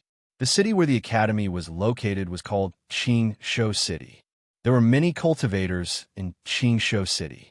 Everyone used spirit stones as their currency. Without a few spirit stones, it would be difficult to go to Qingshou City. Also, if you want to buy clothes, it's best to buy them from a cultivator's shop. Cultivators use immortal silk as their cloth, which is much better than ordinary farmer's silk. If you want to eat good food, you must go to a cultivator's restaurant. How can ordinary people's restaurants afford to supply so many demonic beasts? Lan Ling, flying sword turned and quickly descended into the forest. I'm afraid you're still doing it for the rouge and face powder. Muyu curled his lips. Needless to say, the rouge and face powder made by cultivators would definitely be better than ordinary people. It's none of your business. Everyone loves beauty. Lan Ling, snorted and landed on the ground. The flying sword under her feet also disappeared. Muyu was bored to death as he followed behind Lan Ling. Ordinary people didn't dare to set foot in this forest. Only cultivators would come in to hunt demonic beasts. Demonic beasts were also divided into ranks. According to their current strength, they could only deal with rank 2 demonic beasts. Rank 3 demonic beasts could only be dealt with by cultivators during the Jindan period. Therefore, Hunting demonic beasts was a thankless task. Some unlucky cultivators would instead become demonic beast meal. Our goal is only those rank 2 demonic beasts. Don't go too far from me. If you're eaten by demonic beasts, I can't save you. Lan Ling was rarely serious. Muyu wasn't very afraid of demonic beasts. When he went out in the past, he followed his senior brother. His senior brother had rich experience in hunting demonic beasts. Although he was usually a bystander, he also learned a lot of skills. As for Lan Ling, she came here alone every time and came back intact. Muyu felt that compared to demonic beasts, Lan Ling, was more ferocious. Stop! Not long after the two entered the forest, Lan Ling, who was walking in front, suddenly made a gesture. Muyu almost bumped into Lan Ling. What's wrong? That's just a mouse. Muyu couldn't help but ask as he looked at the palm-sized brown mouse gnawing on a pine cone. Just as he finished speaking, a green shadow flashed, and Sheep Rat instantly disappeared. A green snake appeared where Sheep Rat had been. This snake only had one color, and it was about the thickness of 3 chopsticks. Its head was very small, and it did not match the snake's body at all. Rank 2 demonic beast, Green Yama. Lan Ling's understanding of demonic beasts didn't lose to Qingyan. Huh, where did that mouse go? Muyu asked, puzzled. It's already in the Green Yama's stomach. The Green Yama's speed is very fast. Don't be fooled by its small head. It has no problem swallowing prey the size of a mouse. Its saliva contains instant venom. As long as the prey is in its mouth, it will melt into life essence in the blink of an eye. Lan Ling explained impatiently. Wow, it's that powerful? What if we get bitten? Muyu's eyes widened. Don't worry about that. It won't take the initiative to attack creatures larger than it can swallow.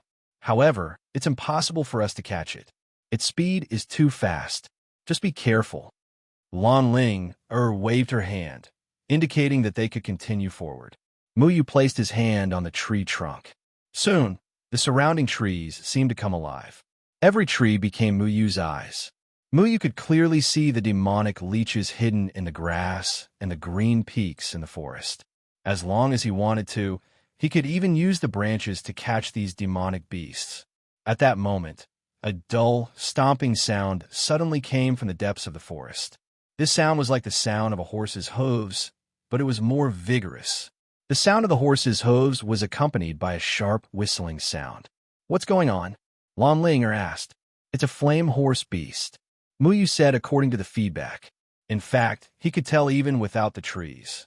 He had seen a flame horse beast once in the forest. Its body was covered in flames, but the flames on its body couldn't set the trees on fire. This was probably the law of the forest. Flame horses had a bad temper and were very aggressive. After they died, they would burn themselves. There was no hunting value. Chapter 30. Muyu had probably never been so close to a girl before, let alone Lan Ling, who usually bickered with him. But at this moment, Lan Ling was squatting on a branch, and Muyu was behind her. Muyu could see that her fiery red clothes were soaked in sweat, and he could even smell her favorite orchid powder. He suddenly realized that Lan Ling was actually very beautiful, but he had always been curious about why he had never appreciated her beauty before. It's just a flame horse beast. What's there to be afraid of? Muyu's hand was still being held by Lan Ling, which made him not know whether to withdraw his hand or not. Lan Ling made a shushing gesture and whispered, "The flame horse beast is a relatively high-level rank 2 demonic beast. They usually don't appear in the outer forest. If this situation occurs, it can only mean that someone is hunting them. We don't need to intervene in this matter." Senior sister, do you usually hold second senior brother's hand like this? Lan Ling's grip was very strong, and Muyu felt a little pain from her grip. Lan Ling also realized this and immediately withdrew her hand. She glared at him and said, "I should really kick you down." Before Muyu could speak, he was interrupted by a neigh. The sound of the horse's hooves became louder and louder, and the ground rumbled. Following that, a fiery red shadow flashed out of the forest. The shadow was vaguely recognizable as a horse, and its entire body was wrapped in flames, as if it was on fire.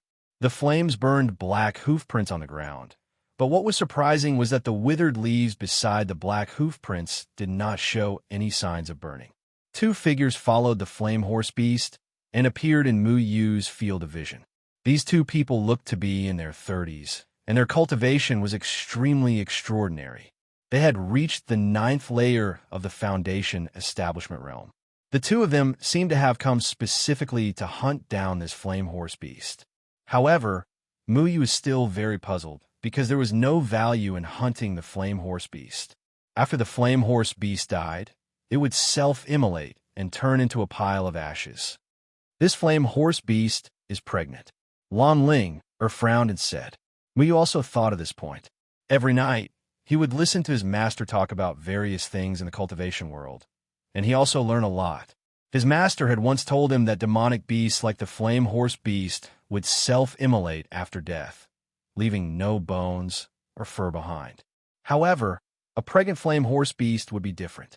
A pregnant flame horse beast would transform into a demonic spirit after death. A demon spirit is a very rare existence. Rank 3 demonic beasts will condense a demon spirit after death. The demon spirit is the essence of a demonic beast's lifetime of cultivation. For a cultivator, it is a great supplement and is very helpful in increasing one's cultivation. A Jindan period cultivator's lifetime of cultivation was condensed together. One could imagine how precious it was. Rank 3 demonic beasts were equivalent to the existence of the Jindan period. If their demonic spirit was successfully absorbed by a Zhuji stage cultivator, it could save the Zhuji stage cultivator at least 2 years of cultivation time. However, even in the Jindan period, it was not easy to kill a rank 3 demonic beast. Therefore, the demon spirit was extremely precious.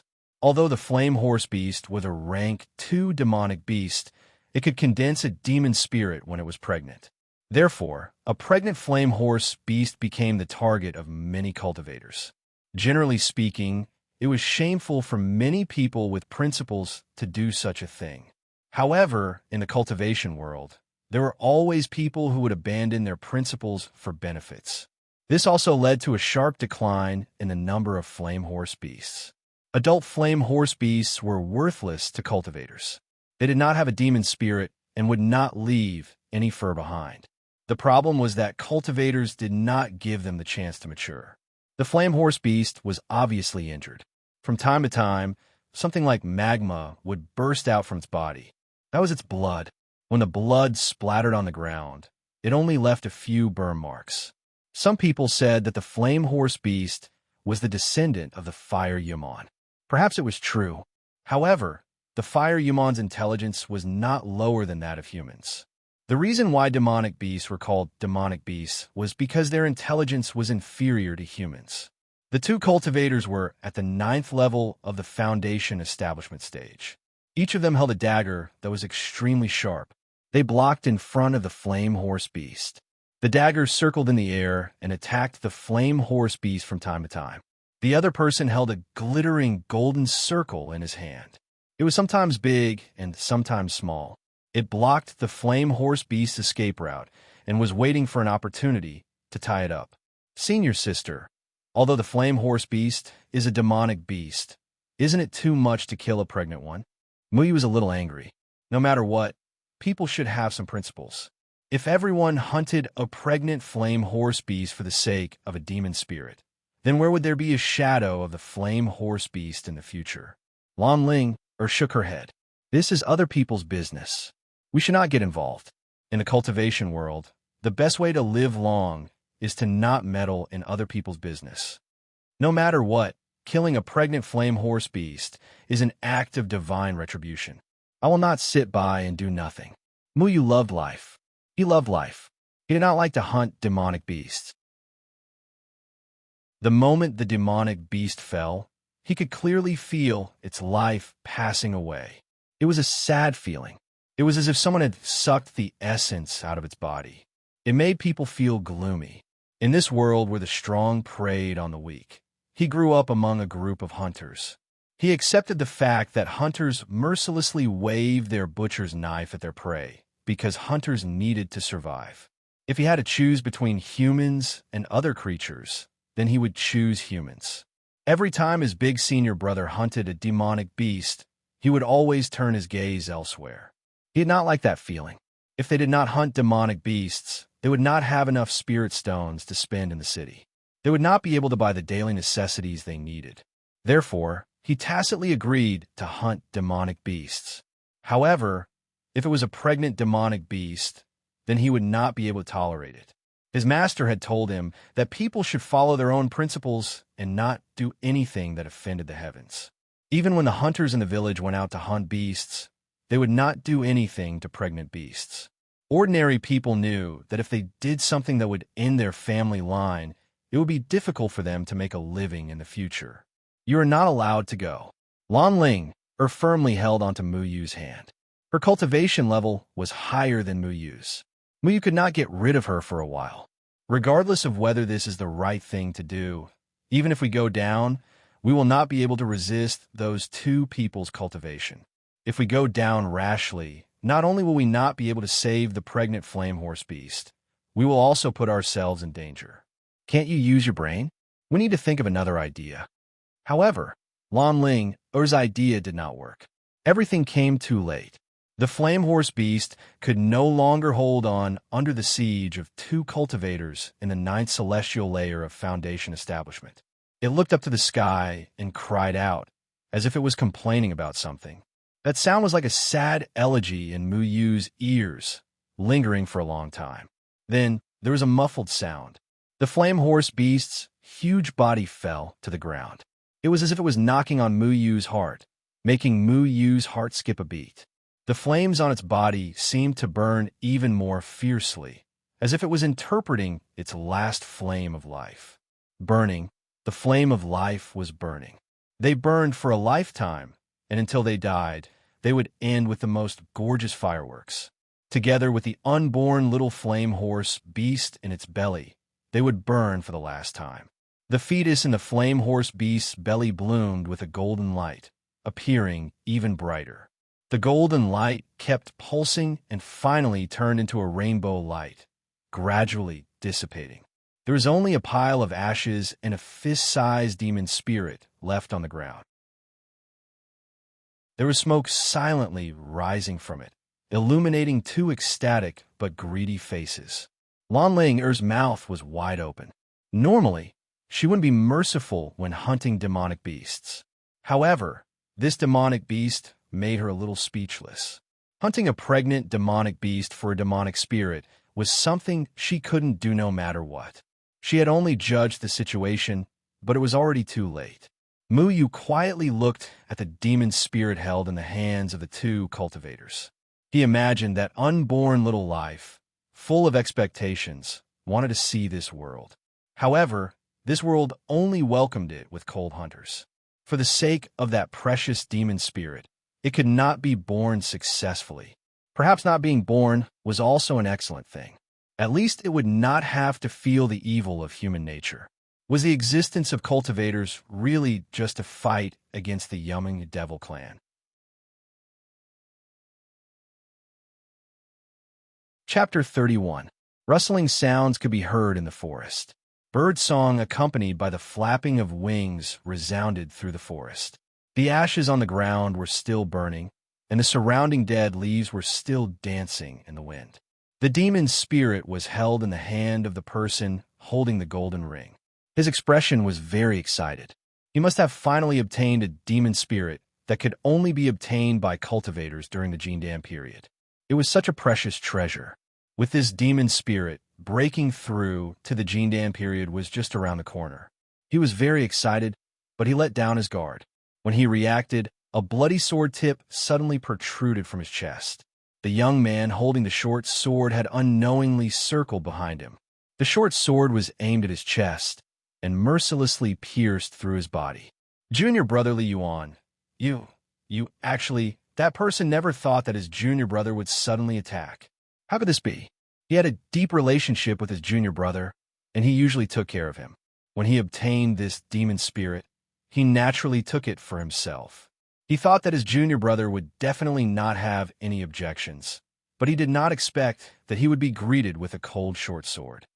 Senior brother Tang Yang, although you usually take good care of me, we're both at the 9th heavenly layer of Foundation establishment.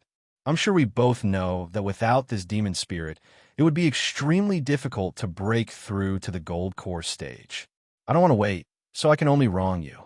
The sword in Li Yuan's hand shook, and the overbearing spiritual power instantly destroyed Tang Yang's heart meridian. Tang Yang widened his eyes. He tried hard to turn his head to look at this junior brother, but Li Yuan had already pulled out his sword and kicked him to the ground at the same time. I'm sorry, senior brother. You can go in peace. I will tell the sect that you had an accident while protecting me. I will burn paper money for you. Li Yuan wiped the short sword on Tang Yang's body, wiping away the shocking bloodstains. Tang Yang opened his mouth, wanting to say something, but all that flowed out of his mouth was dark red blood. His words were all drowned out by the gurgling blood. His aura gradually dissipated, carrying a trace of regret and unwillingness. He followed the flame horse beast and left, unable to close his eyes in the end.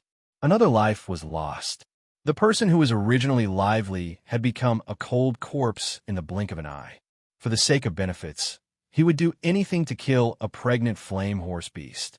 Similarly, for the sake of benefits, the lives of his companions became dispensable. Lan Ling, Er's face was a little pale, but she had seen the killings in the cultivation world before. Turning against each other for the sake of treasures was a very normal thing in the cultivation world, so she was still calm. However, it was Mu Yu's first time seeing death. Lan Ling recalled how frightened she was when she experienced this for the first time. She thought that Mu Yu would also be scared silly, so she quickly turned her head to look at Mu Yu. Mu Yu didn't show any expression. He just stared at the pile of ashes without any sadness or joy. Even his breathing was so steady. It was as if Tang Yang's death was just a small episode that wouldn't cause any waves in his heart. However, at this moment, Lan Ling suddenly blocked with her sword. A sharp needle pierced her sword and was deflected by her. She saw a figure flash by. Who is it? Under the tree, Li Yuan, who was feeling complacent after killing his senior brother and obtaining the demon spirit, suddenly heard the movement on Lan Ling Er's side. He immediately put away the demon spirit and scolded. Mu Yu, be careful. There are others here. Lan Ling flashed and chased after the figure. She wanted Mu Yu to follow, but Mu Yu didn't catch up in time because Li Yuan's short sword had already attacked. Mu Yu flipped over, dodged the short sword, and landed on the ground. Lan Ling Er's figure had already disappeared into the distance. At the same time, the sound of fighting came from afar. Li Yuan sized up Mu Yu. After sensing Mu Yu's cultivation, he was relieved. His face revealed a trace of ruthlessness. You saw everything? Mu Yu didn't answer. He turned his gaze from the ashes of the flame horse beast to the dead Tang Yang. His eyes flickered with a gray light from time to time. That kind of light looked extremely strange. This kind of thing had never happened to Mu Yu before. When Li Yuan met Mu Yu's eyes, he was stunned. What he saw wasn't the gaze of a human, but a pair of eyes filled with the aura of death. It was incomparably cold, as if he was looking into the eyes of the Grim Reaper. He couldn't help but shiver. Li Yuan shook his head. He secretly laughed at himself for being too suspicious. His opponent was only a youth at the 3rd layer of Foundation establishment. His cultivation was so much higher than his. Why would he be afraid of him? Brat, if you don't speak, it means that you agree. In order to protect my secret, then please accompany my senior brother in death. Li Yuan's short sword had already drawn a line in the air, heading towards Mu Yu. He didn't want to complicate matters, so he used his strongest attack right from the start. He felt that killing Mu Yu would only require this attack. Perhaps for a 9th heavenly layer Foundation establishment cultivator to deal with a 3rd heavenly layer Foundation establishment cultivator, this attack was indeed enough. However, Mu Yu wasn't hit by this or as expected. He only used the tip of his sword to easily dissolve this attack. It was as if this attack was made by a baby. It was so weak. Is life so worthless in your heart? Mu Yu muttered softly. His flying sword no longer flickered with a green light like before. Instead, it was filled with a kind of dead gray. It attacked Li Yuan with a sorrowful despair. Li Yuan didn't expect that the sword he'd been brewing would be resolved by a youth at the third layer of Foundation establishment. He suddenly realized a serious problem. How could a youth who looked no more than 15 years old have reached the third layer of Foundation establishment? He thought of his fellow disciples. Even the most outstanding people had never broken through to the Foundation establishment stage in 3 years of cultivation. Who was this youth in front of him? Perhaps his actual age wasn't as young as he looked? He didn't have time to think. He immediately recalled his short sword to meet the attack. Sword light flashed all over the sky, crushing the surrounding trees. Fallen leaves swirled in the air and turned into dust in the violent sword chi. Li Yuan counterattacked in fear. He was shocked to find that the other party's strength was only at the third layer of Foundation establishment. He wasn't below him at all, but his spiritual power fluctuations were clearly at the third layer of Foundation establishment. Jiuhua dispelling seal. Li Yuan shouted. The short sword in his hand drew out a complicated sword shadow, quickly forming a red pentagonal seal in front of him. The center of the seal flashed, and all the spiritual power was suppressed on that point. This was the supreme cultivation method of the Jiuhua school. Only core disciples could cultivate it. This Li Yuan status among the Jiuhua school's disciples was definitely not low. The tip of the short sword pressed against the red dot. The seal formed a spiritual power shield in front of him, bouncing off Mu Yu's flying sword. At that moment, everything seemed to be still. Only the seal was left. A huge fluctuation came from the center of the seal. With the short sword as a guide, rays of golden light burst out and shot towards Mu Yu with the force of 1,000 caddies. The roar exploded with Mu Yu as the center. Smoke and dust billowed and didn't disperse for a long time. The surrounding trees had been razed to the ground. It was a mess. Li Yuan panted as he looked at the dust in front of him. Even a cultivator at the 6th layer of Foundation establishment wouldn't have a corpse left behind in the explosion just now. Jiuhua dispelling seal was the top cultivation method of the Jiuhua school. It was extremely powerful and was almost invincible in a fight with someone of the same cultivation level. The Jiuhua school was second only to the Qingsong school. Their cultivation method could be said to be the best. However, using it consumed a lot of spiritual power, not to mention that Li Yuan hadn't completely mastered this cultivation method. However, he was completely confident that he could use this move to completely erase Mu Yu. Chapter 32. The smoke and dust dissipated. The trees in front had been destroyed, but there was no sign of Mu Yu on the ground. It was as if he had disappeared in the explosion just now and had never existed. However, Li Yuan's smile suddenly froze. He saw a figure descend from the sky with 3 flying swords around him. They kept spinning. The surrounding spiritual energy was guided by the swords, and a huge wave of spiritual energy swept towards him. Mu Yu actually didn't die. Li Yuan was shocked, but he also rolled in an extremely sorry state to avoid the attack. The spinning spiritual energy created a huge pit in the ground. Mu Yu's figure stood opposite Li Yuan again. His clothes were covered in dust, but there was no damage. Everything was normal. The only abnormal thing was Mu Yu's eyes. At this moment, his eyes were filled with gray gas. The gray gas seemed to be flowing in his eyes, which was quite strange. How is this possible? You actually didn't die? Li Yuan was in disbelief. Mu Yu didn't answer him. The 3 swords around him seemed to be controlled by 3 invisible figures. They were constantly performing wonderful sword moves, endlessly growing and multiplying. And in his hand, he was holding a 4th flying sword. Mu Yu's falling dust sutra could already transform into 4 flying swords. Each flying sword was filled with an aura of death, making people feel despair and palpitations. It was an aura that shouldn't be possessed by a normal cultivator at all. It was more like a life reaper, swearing the end of life to the other party. Falling dragons roar to the sky. The 5th move of the falling dust sword technique falling dragons roared to the sky, transformed into a tangible form, and was both illusory and real. The three flying swords surrounded Mu Yu and soared into the sky. Under the guidance of the three flying swords, the spiritual energy around him actually turned into a gray spirit dragon. The gray dragon seemed to have rushed out from Mu Yu's body. It had a majestic dragon head, curvy dragon scales, and a nimble and free dragon tail. The gray dragon roared into the sky, startling the demon beasts in the distance. The dragon's might was vast and mighty, and all the demon beasts trembled.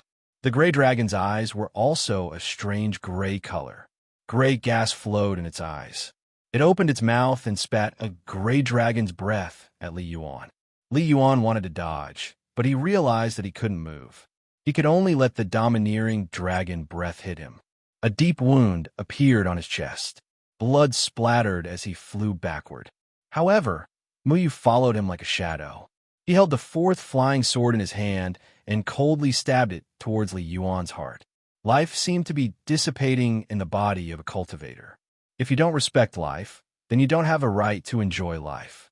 The flying blood drew a beautiful arc in the air and splashed on Mu Yu's face. The scarlet blood dripped into Mu Yu's eyes, and the scorching blood dispersed the gray smoke in Mu Yu's eyes. A trace of clarity suddenly appeared in Mu Yu's eyes. He was a little confused. He did not know where he was. He only knew that his sword was about to pierce someone's heart and take that person's life. Am I going to kill someone? Mu Yu had never killed anyone before. What kind of feeling was that? Master often said that the cultivation world experienced killing every day. One day, he would experience it himself. However, the people he killed must be the ones who deserve to be killed. He could not kill the innocent. This was the principle of cultivators. Was Li Yuan the one who deserved to be killed? Mu Yu did not dare to make a conclusion. The other party killed a pregnant flaming horse for benefits and killed his senior brother for benefits. It seemed like he deserved to die. However, Mu Yu's sword tip deviated and pierced Li Yuan's shoulder. At the same time, he steadied himself and slammed his palm on Li Yuan's chest, sending him flying. Li Yuan did not die. He was seriously injured. This injury was not fatal, but he had already lost the ability to move. Li Yuan had a reason to die, but Mu Yu was not ready to kill him. Mu Yu withdrew his sword. His eyes had returned to normal, and the gray smoke in his eyes had dissipated. He looked at Li Yuan coldly. This person's death was not to be regretted. Mu Yu would not feel any discomfort even if he killed him. However, he had only been cultivating for 2 years and had never thought of killing anyone. Perhaps after killing someone once, he would not hesitate to kill someone the next time, right? Mu Yu withdrew his sword and stood quietly. He did not know what had just happened to him. He only knew that the moment he saw the flaming horse self-immolate, his heart seemed to have sunk to the bottom of the valley. Then, another person seemed to appear in his mind. A voice kept echoing in his mind, wanting to take Li Yuan's life. Thus, his instincts drove him, and he unleashed his cultivation to the extreme. If that drop of Li Yuan's blood had not awakened him in time, Li Yuan would have become a corpse by now. A purple shadow streaked across the sky above the forest and landed nimbly on the ground. A man in purple appeared beside Li Yuan. This man in purple looked to be about the same age as Li Yuan and the others. He frowned and lowered his head to check on Li Yuan's injuries. Then, he walked over and closed Tang Yang's wide eyes. Then, he looked up at Mu Yu. Were you the one who killed my junior brother and severely injured my other junior brother? The man in purple questioned Mu Yu. The killing has nothing to do with me. I injured him in self-defense. Mu Yu looked at the man in purple who was of unknown origin. The other party's cultivation was also at the 9th level of the Foundation establishment realm, but it seemed to be more profound than Li Yuan's. If they were to fight, Mu Yu did not know how much room he would have to fight back. After all, he had already gone through 2 battles today. He did not have much spiritual power left. Although he looked lively, he was actually exhausted. Then, who killed junior brother Tang Yang? The man in purple pressed on. Don't tell me you can't see that your 2 junior brothers are killing each other. Why don't you check the sword wound of the dead person? Lan Ling, suddenly fell from the sky. She did not know where she had gone. She did not see anyone and only returned now. The man in purple carefully checked Tang Yang's sword wound. Then, his expression changed slightly. He turned to look at Li Yuan and shouted, "Did you kill your Tang Yang? This is the sword wound of your short sword. Why did you kill your fellow disciple?" You, you don't. Li Yuan opened his mouth wide and could not speak. His eyes were a little frightened. His gaze kept darting between the man in purple and Mu Yu. At this moment, the man in purple suddenly slashed the sword in his hand and sealed Li Yuan's throat. Li Yuan's mouth was slightly open, and blood came out of his throat. He reached out to struggle, but he could not do anything. His whole body twitched, and then he slowly stopped breathing. Li Yuan did not die at the hands of Mu Yu, but at the hands of the man in purple.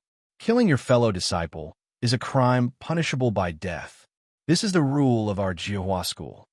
The man in purple said mercilessly.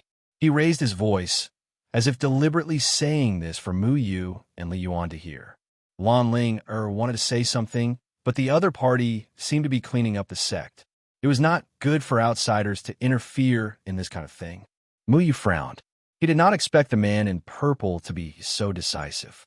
He did not give Li Yuan any chance to explain. It was normal to at least bring him back to the sect to deal with this kind of thing. How could he be a joke in front of outsiders? I am Zhu Wenxing, a disciple of the Jiahua school. 2 of my junior brothers have violated the sect rules, so I have to deal with them personally. I will bring their bodies back to give an explanation. Goodbye.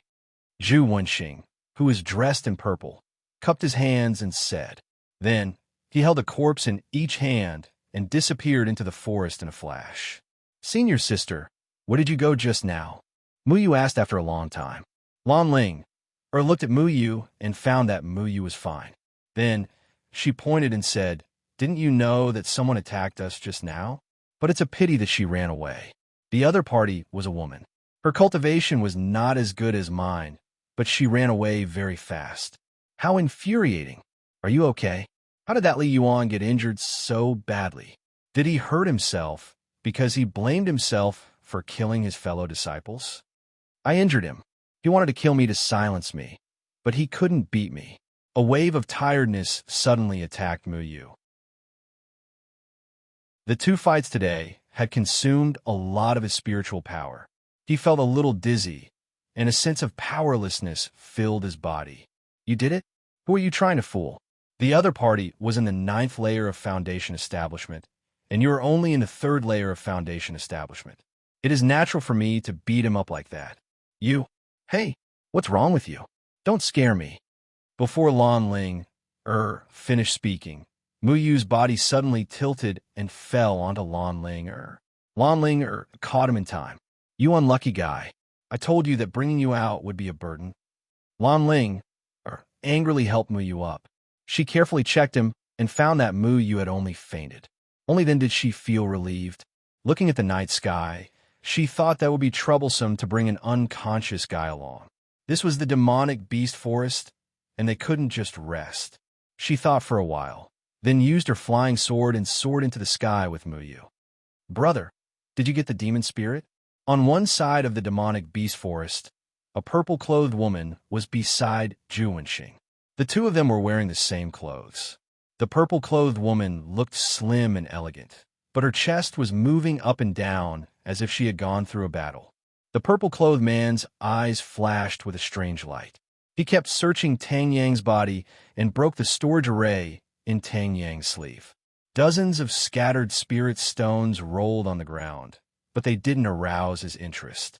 He went to search Tang Yang's body again, and then said with a gloomy face, "The demon spirit is not on them." How is that possible? Where did the demon spirit go? The purple-clothed woman exclaimed. The purple-clothed man clenched his fist.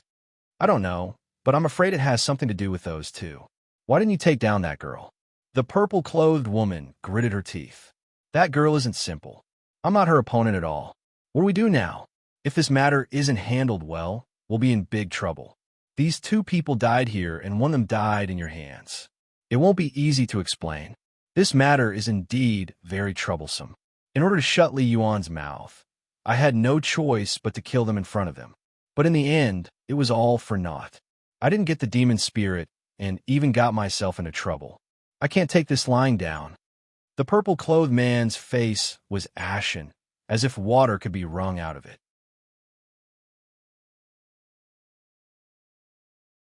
Chapter 33. The night was filled with stars, and a cool breeze blew. Lan Ling caught a wild rabbit and started roasting it.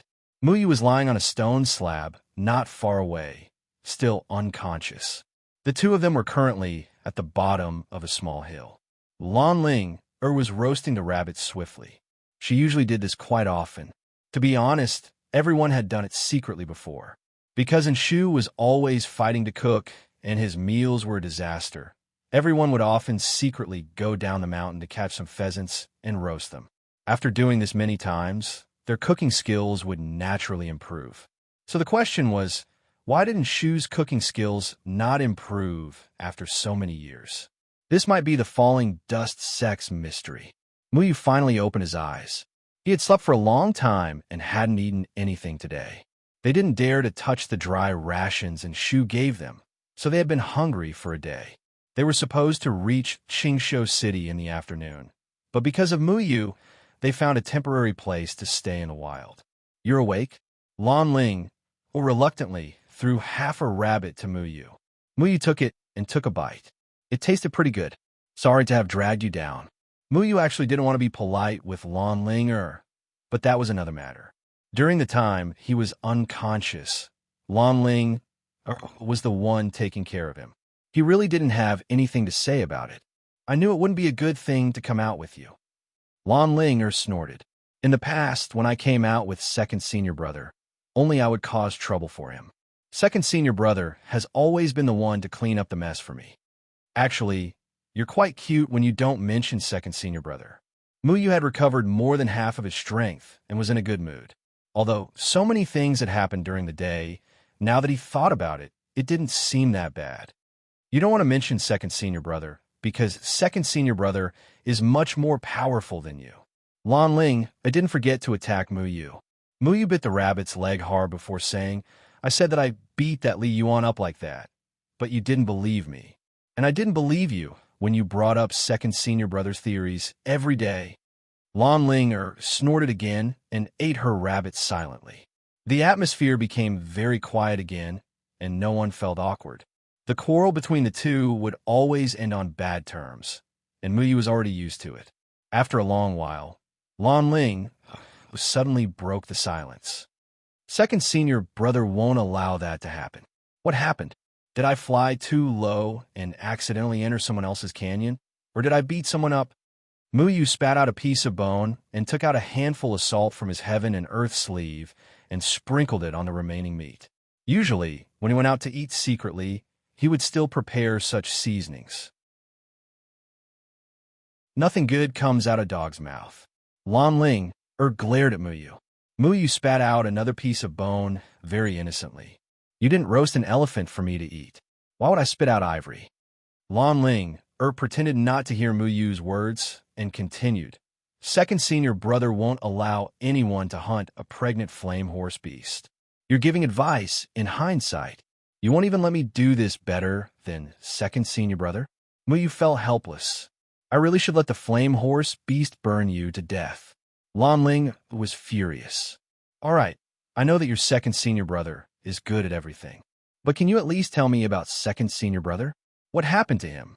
Muyu originally wanted to ask if second senior brother was kidnapped or if he lost his memory and couldn't find his way home. However, thinking that it would be a war of words later, he still asked a very serious question honestly. After staying at Luochen Mountain for 2 years, he argued with Lan Ling about second senior brother every day. However, he didn't know this second senior brother at all, and the others didn't want to talk about him either. He really didn't understand what kind of heinous things this guy had done to make everyone not want to talk about him. Second senior brother is mature and steady, kind and powerful. He has outstanding talent and a high cultivation level. All right, I know that I'm impatient and evil. Your second senior brother is my positive teaching material. Let's just skip this and talk about how he went missing. Okay? Muyu had goosebumps all over.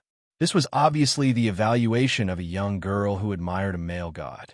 Although you didn't know much about this, he still felt uncomfortable. You are. Also, he's our second senior brother. Don't treat him like an outsider. Linger glanced at Yu and continued.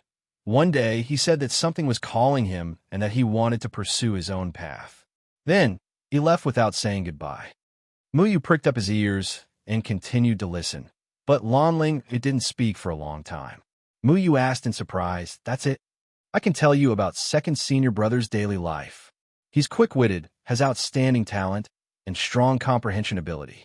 Master said that he was suitable for cultivation, and he lived up to everyone's expectations. His daily routine is extremely regular, and he's very hard-working in cultivation." "Wait, aren't you talking about me?" Yu quickly interrupted Linger. "You're as stupid as a pig. How can you compare to second senior brother?" Linger said unhappily. Yu touched his nose. He had only cultivated for 2 years, so it was normal that he couldn't compare to second senior brother. He pursed his lips and didn't take Linger's words to heart. "All right, this is for you." Yu took out a golden thing from his chest. It was the demon spirit of the flame horse beast. "Why is this thing on you?" Linger's eyes widened. Demon spirits were extremely precious. The spiritual energy stored in it could be directly absorbed by cultivators for their own use. It could also be used as a material for refining equipment. Although they couldn't use it at all for refining equipment, because their magical treasures were already extraordinary. It wouldn't be an exaggeration to sell a demon spirit for 10,000 spirit stones on the market. Only cultivators during the Jindan period could obtain demon spirits. But how could cultivators during the Jindan period casually take out demon spirits to sell? I said that I beat Li Yuan up like that, but you didn't believe me. Then, just take it that I picked it up. Of course, this demon spirit wasn't picked up by Yu. The moment Yu appeared, Li Yuan guiltily stuffed it into his chest. When Yu sent Li Yuan flying with a palm, the demon spirit happened to be knocked out of his chest. Yu caught it and put it away. At that time, everything happened so quickly that even the purple-robed man didn't notice. This thing repels the heaven and earth sleeve, so I can't put it away. I can only put it in my clothes. Yu knew this point. His master had once told him that demon spirits had their own spirituality. They wouldn't be trapped by a race. However, Universe in the Sleeve was a space that could be opened up within one's sleeve using a raise. Therefore, Universe in the Sleeve couldn't store demon spirits. You can keep this thing. It will be extremely helpful for breaking through the Jindan period in the future. Linger waved her hand. She wasn't tempted by the demon spirit. Even if this demon spirit was placed in the cultivation world, it would cause a big fight. This thing was too precious. Yu shook his head. If it was another demon spirit, I might consider it. But this demon spirit came from the flame horse beast. It carries a mother and an unborn life. It feels heavy. It wasn't that Yu was hypocritical. He didn't feel anything about hunting demon beasts, but he always felt strange using the demon spirit that he obtained from killing the flame horse beast. His heart couldn't calm down. Everything he did today was because of the flame horse beast mother and son. If he snatched the demon spirit and took it for himself, wouldn't that be too ridiculous? What was the difference between this and indirectly killing the flame horse beast mother and son? Then let's bury it. Consider it as an explanation for the flame horse beast mother and son. Linger also felt very awkward. Normally, if she was asked to kill a demon beast, she wouldn't be merciful.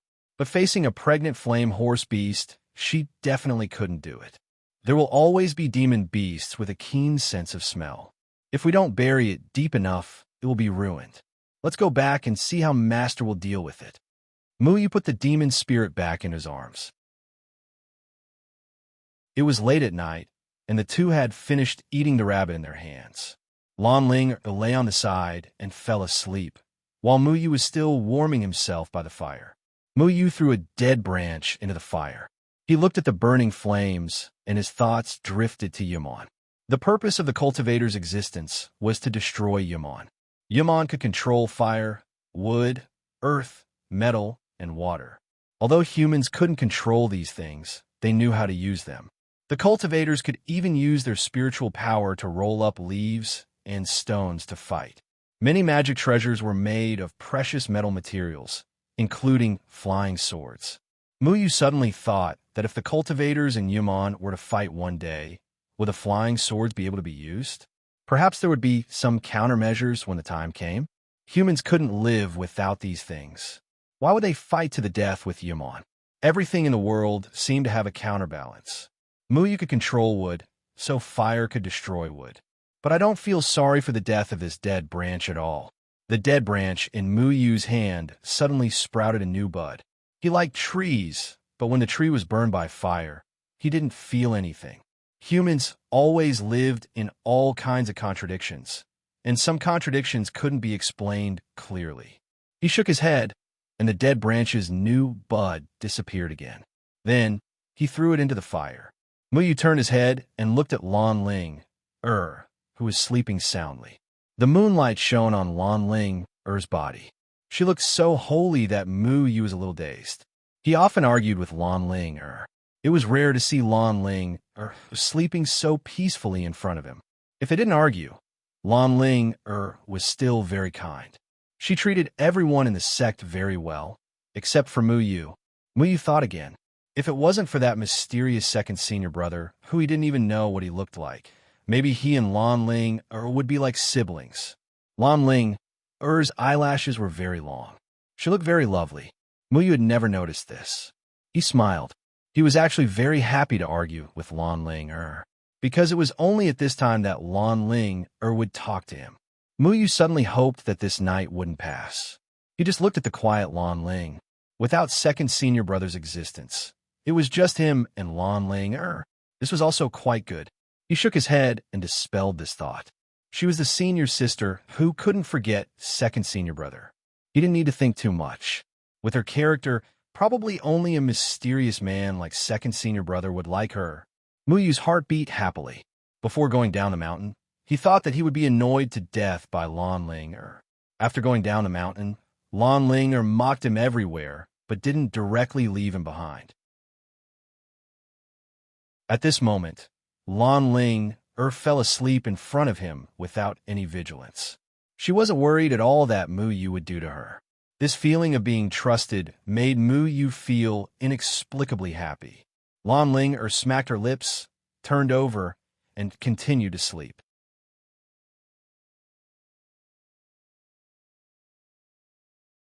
Chapter 34.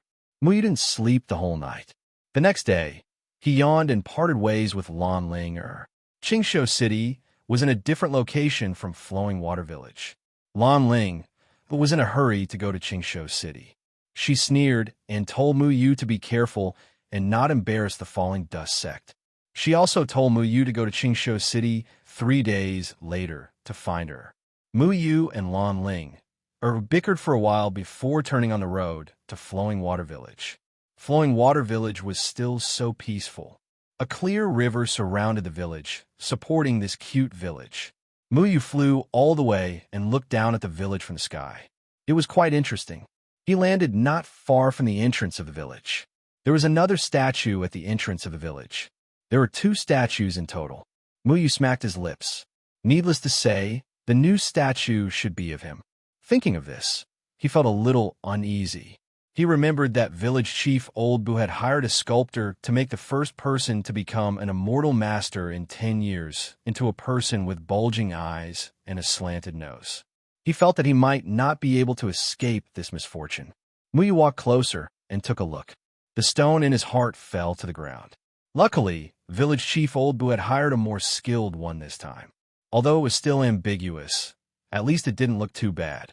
There was farmland near Flowing Water Village. Many villagers were doing farm work there. Muyu didn't want to disturb them. He wanted to find the village chief first. There was a grain sunning field in the village. Next to it was a small pavilion. In the past, the village chief would tell all kinds of interesting things to the children here. Today was no exception. When the village chief was young, he would lead everyone to work together. Later on, when he got older, he didn't go out anymore. Every day, he would gather the children in the village and teach them to read and tell them stories. One day, Little Nyo accidentally dropped his hatchet into the river. He was afraid that his parents would scold him when he went back, so he sat by the river and cried. At this time, an immortal master appeared. The immortal master asked Little Nyo why he was crying.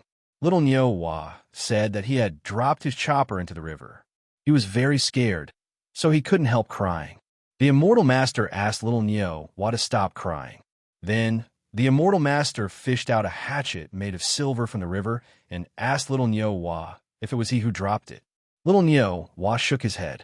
The immortal master then fished out a hatchet made of gold and asked Little Nyo if it was he who dropped it. Little Nyo shook his head again. At this time, the immortal master fished out a hatchet made of iron. Little Nyo then smiled through his tears and said that it was he who dropped it.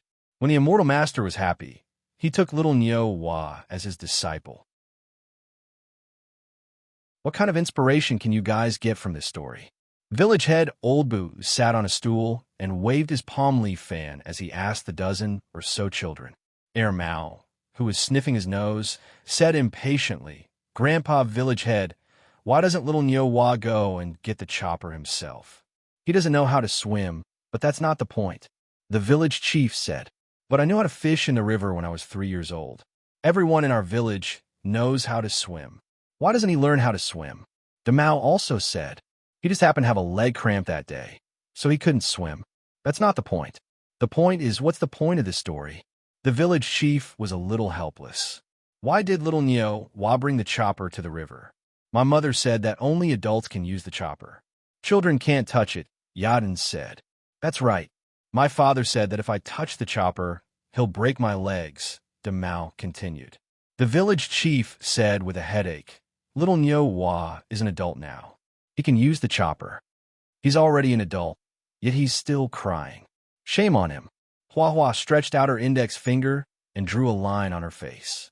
Little Nyo is still a child. But that day, it was his father who told him to bring the chopper home. Is that okay? The village chief corrected her again. "Grandpa Village head, what does the chopper made of gold look like?" Yadin blinked and asked. The village chief stroked his beard and said, I don't know. I've never seen it before. Even Grandpa Village head doesn't know. Little Nyo can't possibly know that it's made of gold, right? I think that if he knew that the chopper was made of gold, Little Nyo would definitely say that he lost it. Goshing raised his hand and said, That's right. He didn't even want gold." "What an idiot," Mao said with disdain. "Grandpa Village head, are you going to tell us a story about an idiot?" After Mao finished speaking, everyone laughed. Muyu quietly listened on the side with a dumbfounded expression. What they said made sense. Muyu was actually speechless. Children's thoughts were broad. Perhaps if no one corrected them, they would have a richer imagination. Stop laughing," the village chief said in exasperation. The village chief said angrily, "This story tells us that we have to be honest. Only by being honest will others think highly of you. Only by being honest will the immortal master take a fancy to you and accept you as his disciple. Do you understand?" "Grandpa Village head, I have a question." Little Changsheng slowly raised her hand. "Changsheng, is there anything you don't understand?" The village head knew that Changsheng was relatively slow. Often, she would need to think for a long time to understand something. Therefore, he patiently waited for little Changsheng to continue. Little Changsheng slowly said, "Why doesn't Little Nyo go get the chopper himself? Doesn't he know how to swim?" The village head rolled his eyes. Fine, it was back to square one again. Muyu quietly looked at the village head's helpless expression and couldn't help but smile. The village head didn't change much in the past 2 years, but Muyu had grown a lot taller and changed a lot. He didn't know if the village head could still deny him later. "Let me tell you, our village has produced 2 immortal masters in the past 10 years. 2 years ago, Muyu was very capable and was chosen by a big sect. Now, he's already an awe-inspiring immortal. You guys also have to work hard and strive for the day when all of you can also become immortal masters. Do you understand? So that you won't always be laughed at by other villages. That big village has 2 immortal masters this year. Comparisons are odious." The village head began to sigh again. Muyu could tell that in the past 2 years, there were no children in the village who had the talent for cultivation. It was no wonder that the village head was so distressed and embarrassed every time he went out. Muyu didn't know what would happen if he didn't meet his master. He was afraid that he would still be a gray servant disciple in the academy, waiting to be chosen by a sect. Sometimes cultivation also depended on fate. If it wasn't fate, Muyu wouldn't have met his master. Grandpa Village Head, tell us more about Big Brother Muyu. What kind of person is Big Brother Muyu normally? Maybe we can learn from his behavior and become immortal masters. Yaden shouted. The village head waved his hand. Immortal masters can't be casually discussed. They can sense it. If you speak ill of him, he will hear it. Muyu blinked. He didn't know that he had this ability. Obviously, in the eyes of ordinary people, immortal masters were overly deified. Muyu remembered that when the first person in 10 years came back, the villagers knelt and bowed. At that time, Muyu disdained to hide outside and didn't want to bow to that person. Then say something good about him, Air Mouse said. The village head stroked his beard, and then his face was full of pride. Muyu was very obedient when he was your age. He was obedient, sensible, and polite. He was never naughty and never fought. In short, he was good at everything. Muyu really wanted to pull Lan Ling over and let her hear how the village head praised him. Most of these words didn't match Muyu. For example, Muyu wasn't very obedient, liked to cause trouble, and occasionally fought with other children. However, he was sensible and couldn't be insensible. He didn't have parents to pamper him since he was young. Only the village head raised him, so he had to be sensible. Muyu decided not to correct the village head. He walked towards the village head's house. He didn't want to disturb the villagers and let them set off firecrackers with great fanfare. Near noon, the village head hummed a tune as he came back to cook. He pushed open the door to his courtyard and found that it was open. Thinking that he had forgotten to lock the door, he didn't care and went straight into the courtyard. Grandpa Village Head. Muyu grinned and sat on the swing in the courtyard. The village head had specially made the swing for Muyu, and it was still there. It's Muyu. The village head habitually nodded. In the past, Muyu would often sit on the swing and wait for him to come back to cook. For a moment, the village head thought that he had returned to a few years ago. The village head turned around and closed the door, but he was immediately stunned. He suddenly turned around and opened his eyes wide. Muyu. Muyu stood up with a grin. He rubbed his stomach and said, Grandpa Village Head, I'm starving. The village head didn't move. He looked at Muyu in a daze and hadn't recovered from his shock. It wasn't until Muyu walked in front of the village head and naughtily pulled the village head's short beard that the village head came back to his senses. He was trembling with fear and didn't know what to do. Muyu, oh no, Lord Immortal Master, Lord Immortal Master. The village head quickly knelt down, but Muyu held him up. Grandpa Village Head, I'm a living person. I don't need to kneel. Muyu smiled and hugged the village head. Even though Muyu had grown a lot in the past 2 years, he was still shorter than the thin and tall village head. To Muyu, the village head's chest was still so warm. Being hugged by Muyu, that familiar feeling returned to the village head's body. The village head stretched out his hand and wanted to pat Muyu's back, but he hesitated and didn't dare to pat it. In the end, he couldn't help but gently touch Muyu's back. It's really Muyu, it's really Muyu. The village head's eyes revealed a trace of doting. The naughty child who often jumped around in front of the village head really came back. For a moment, all sorts of feelings welled up in his heart. Grandpa Village Head, I'm hungry. Muyu said. He hadn't eaten the village head's cooking for a long time. In this world, other than his master, only the village head's cooking could make Muyu the happiest. I'll immediately go inform the others to hold a welcoming feast for you. The village head quickly said. No need, no need. I don't want others to know that I'm back. Grandpa Village Head, just cook a meal for the two of us. Muyu knew that with the village head's attitude towards immortal masters, he would definitely hold a big banquet. He might even invite performers to sing for 2 days. Frugality was a virtue. After all, Muyu was used to living a simple life in the Luochen Mountain. How can that be? Your current status is not the same as before. How can it be simple? We must hold a grand banquet and let the other villages see our little immortal master Muyu. The village head said with a smile of exultation. Muyu didn't want to ruin the village head's mood of showing off. To the village head had only produced 2 immortal masters in the past 10 years. He couldn't raise his head in front of the other villages. Therefore, the village head couldn't wait to let the other villages see and gain some face. Muyu felt that it wasn't good to deprive the village head of this opportunity to be proud. He thought for a moment and said, "Then how about tomorrow? I'm really hungry right now." All right. I'll go make some food for our little immortal master Muyu. In the afternoon, I'll go inform the others." The village head ran towards the kitchen in high spirits.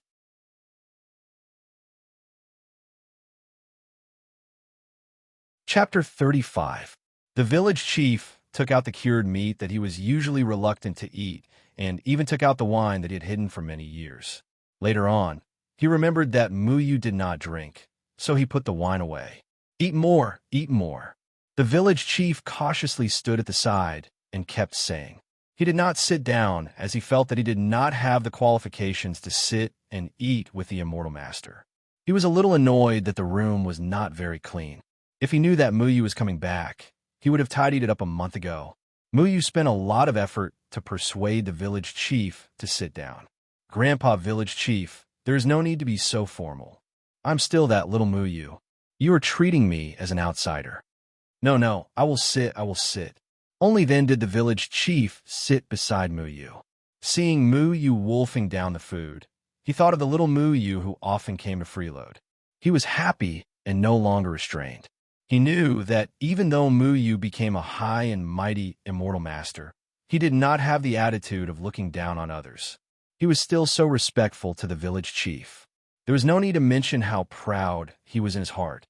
"Muyu, you can stay here or in your house at night. I clean the room every day. After you left, I found someone to repair it. That is the place where the immortal master lived. I don't even let others go near it," the village chief casually said. Muyu felt a warm current in his heart. Presumably, the small house he lived in when he was young was no longer unbearable. However, it did not have the aura of the past. He said, "Grandpa village chief, I will stay here." There was only one bed in the village chief's house. When he was young, Muyu would run over to sleep with the village chief when he had nightmares. In fact, the village chief always wanted to bring Muyu over. At that time, the village chief did not accept Muyu's request.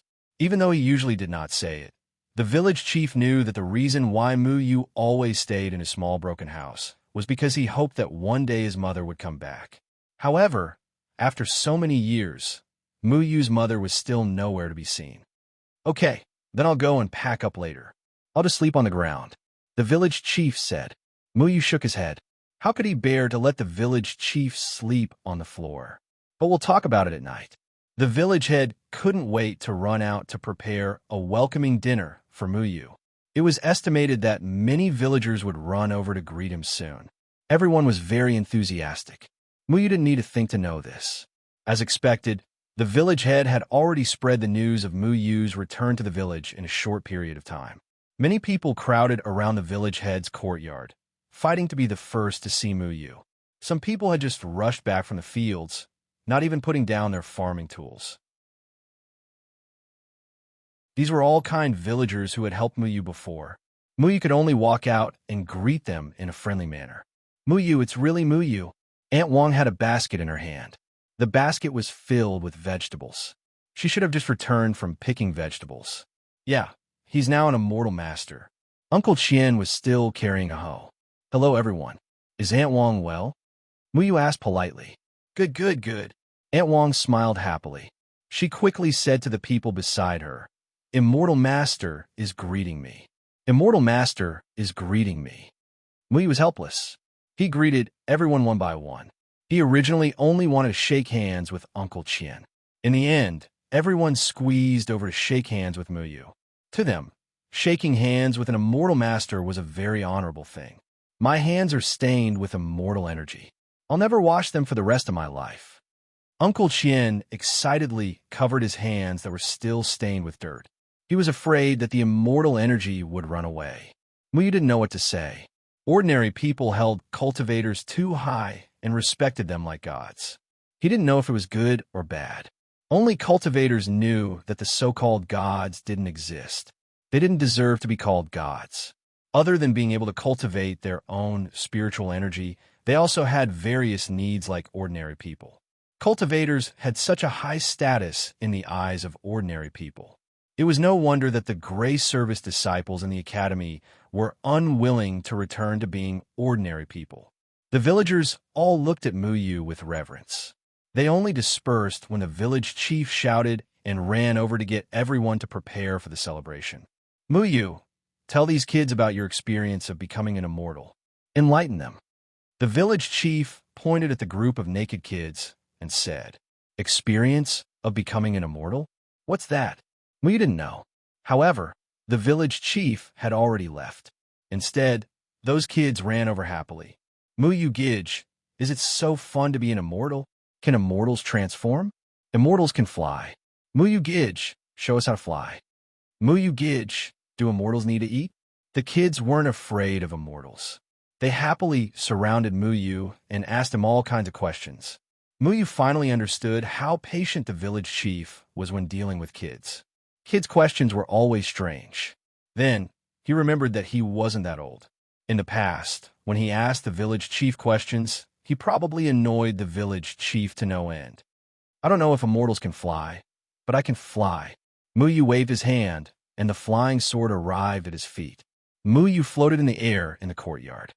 Wow, awesome, awesome. The children were all stunned. The little girl even wiped her snot. Everyone cheered and clapped their hands. I'll bring everyone to fly. Who wants to fly with me? Muyu raised his hand and asked. Me first. Me too. Everyone scrambled to jump, afraid that they would be left behind. Muyu picked up Air Mao and Gosheng and flew with them. It was funny when he thought about it. When he was learning how to fly, he spent a lot of time because of his fear of heights. He was mocked by Lan Ling for a long time. Now, he had to fly with a group of kids. Muyu felt that it was quite fun to fly with kids. He was only 14 years old. Kids his age in the village had long followed their parents to work in the fields. They didn't play around, so Muyu was the oldest here. Muyu was no stranger to dealing with kids. After all, there was a pair of weird twins in Luochen Mountain. No matter how naughty these kids were, they couldn't be compared to those two guys. For the whole afternoon, Muyu flew with the kids. He took Gosheng to the branches to fish for bird eggs. He took little Changsheng, who had peed in his pants, to the river to wash up. He also took everyone to a small hill behind the village that no one dared to go. It turned out that there was a hornet's nest there. The village was very lively. Every family killed chickens and cows, and at the same time, hung red lanterns. At the same time, firecrackers crackled. It was very lively. They didn't see the village chief for the whole afternoon. They didn't know what the village chief was busy with. Muyu lay on the haystack in the village's grain-sunning field and told everyone about his life as a cultivator. Although his description seemed simple, how could an immortal master's words be ordinary to the kids? Every child listened very seriously. Occasionally, an adult would pass by and secretly listen for a while. Obviously, everyone was very curious about the immortal's life. Not good, not good. Immortal Master Muyu, something happened. In the distance, old Zhang, who hunted for a living, ran over in a panic. His forehead was bruised, his lips were broken, and there were scratches on his face. His left hand was tilted to the side, looking like it was fractured. What happened, Uncle Zhang? Muyu looked at old Zhang and didn't understand why old Zhang was in such a state. Village chief, something happened to the village chief, old Zhang said while panting. Grandpa village chief, what happened to him? Muyu's heart tightened as an ominous feeling welled up in his heart. Old Zhang said, just now, the village chief asked me to accompany him to Big Dot Village to buy some rice wine and red candles. However, I didn't expect that Big Dot Village would also be decorated with lanterns and colored banners to welcome an immortal master. That Big Tiger village chief insulted you, so the village chief argued with him. In the end, he was hung up by that immortal master. They asked me to come back, and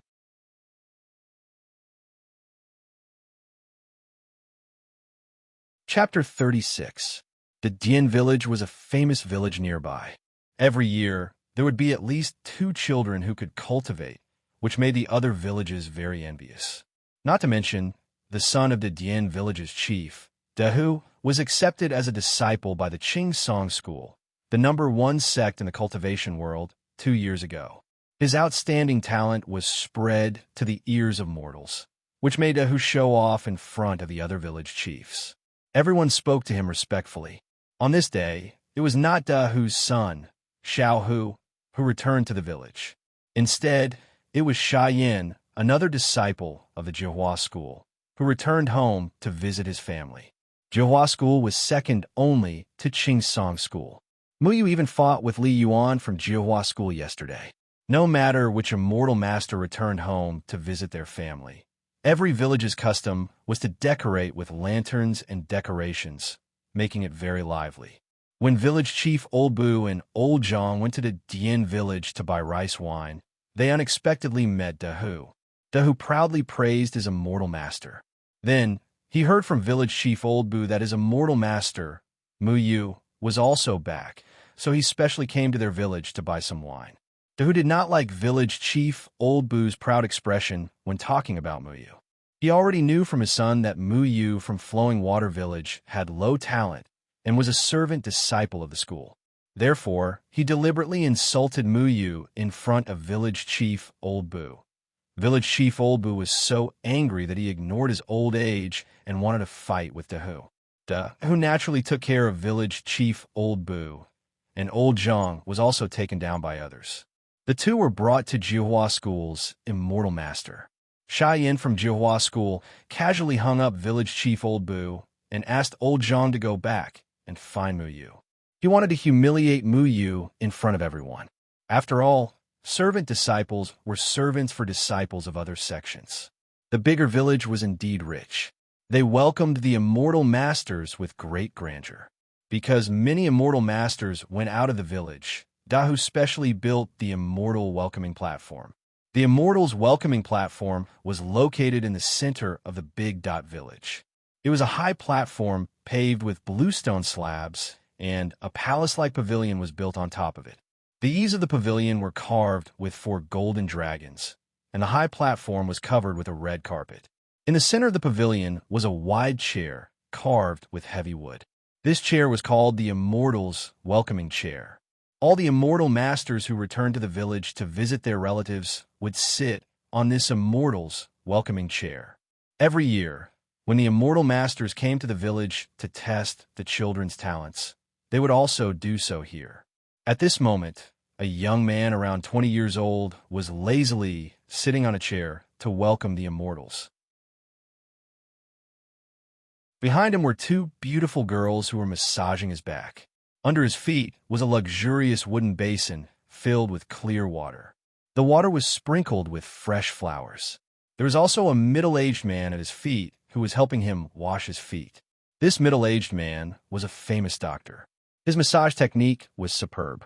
Every time an immortal master came, Dahu would always ask him to serve the immortal master. He did not dare to disobey. Dahu sat on a chair beside him. The expression on his face was not as flattering as before. His son was even better than the young man in front of him. There was no need for him to be humble in front of other immortal masters. Even so, the young man was an immortal master after all. Without his son by his side, he did not dare to put on airs. Under the immortals' welcoming platform stood a group of villagers who came to join in the fun. Everyone fought to be the first to look at the majestic immortal master. They were all in awe. Village chief Old Bu was kneeling in front of the young man. His hands were hanging above his head. There were 2 shocking scars on his face. They were so deep that the bones could be seen.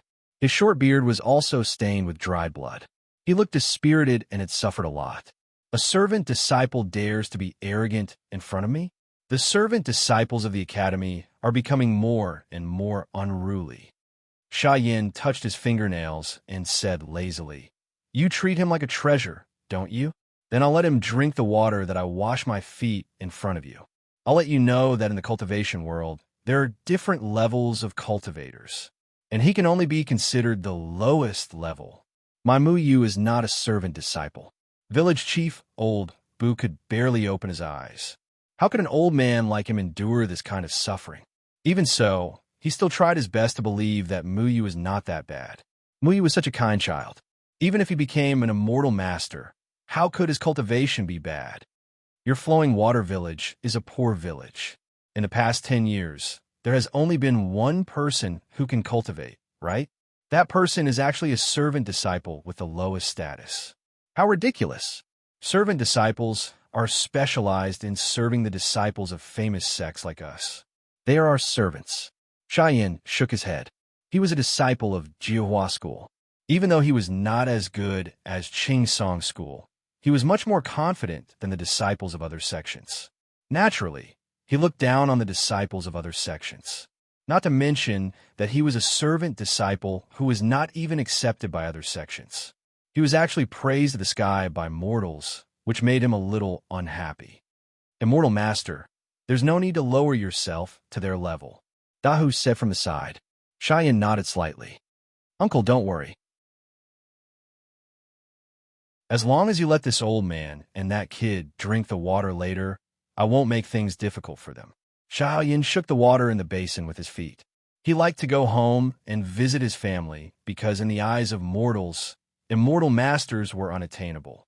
Mortals respected immortal masters, and only among mortals could he be respected like an emperor. Back in the village, he was a local tyrant. He had the absolute right to speak, and no one dared to disobey him. The feeling of commanding mortals made him forget himself. In the sect, he could only work hard to cultivate and try his best to please his senior brothers and elders who were more outstanding than him. He lived his life under the thumb of others. But here, this was his home. He could do whatever he wanted. As long as he wanted, he could make the entire village kowtow to him. To him, this was a matter of course.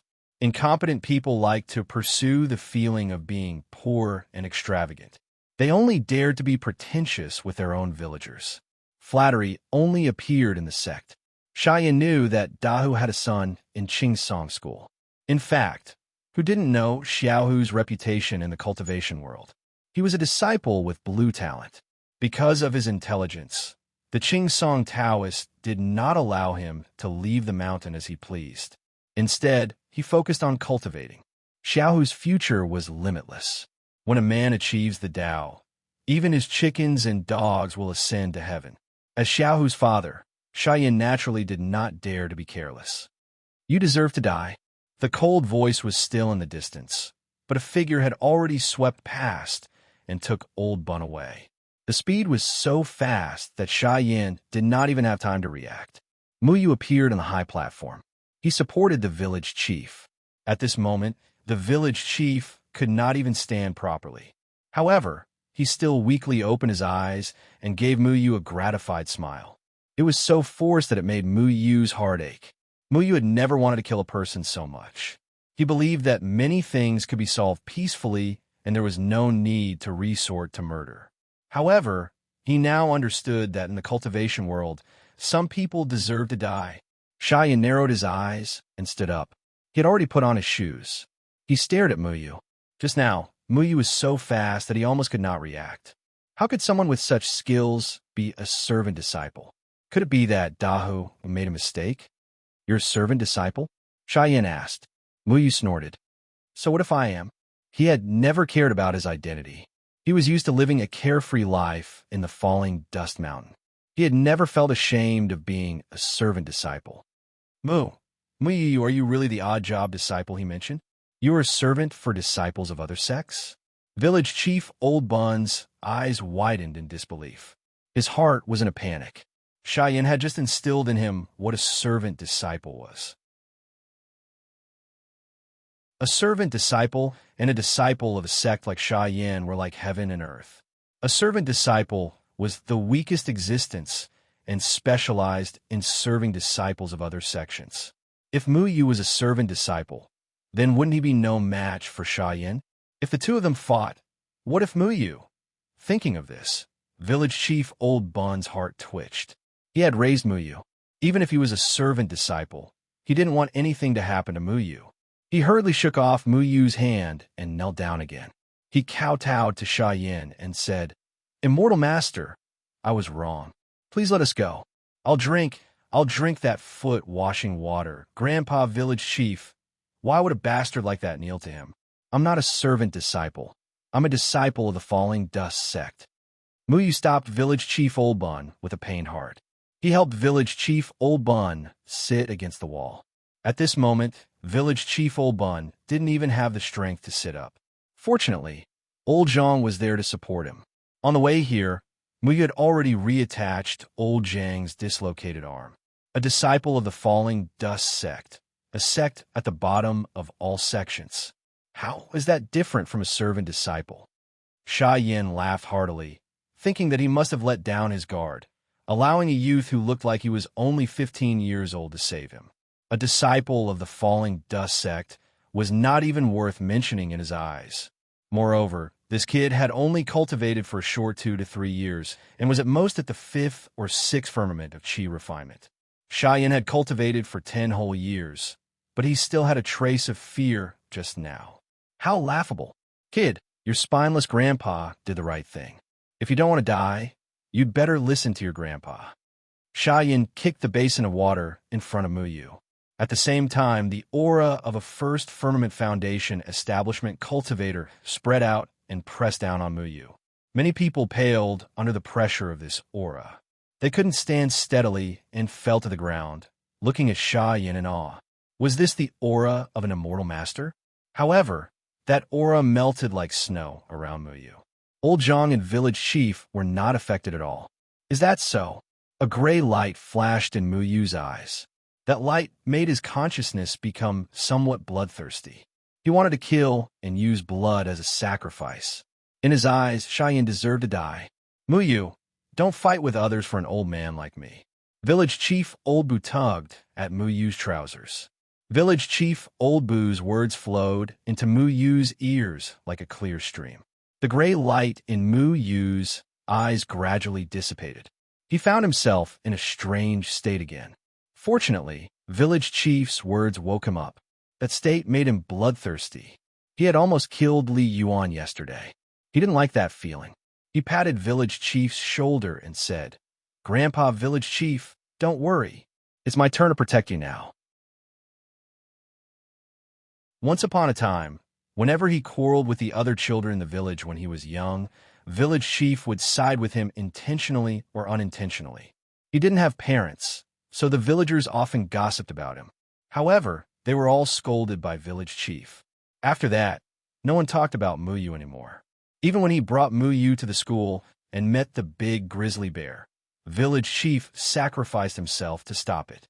Every time, it was village chief who protected him. Today, he came back as an immortal master. Village chief didn't want to be injured so badly to welcome him.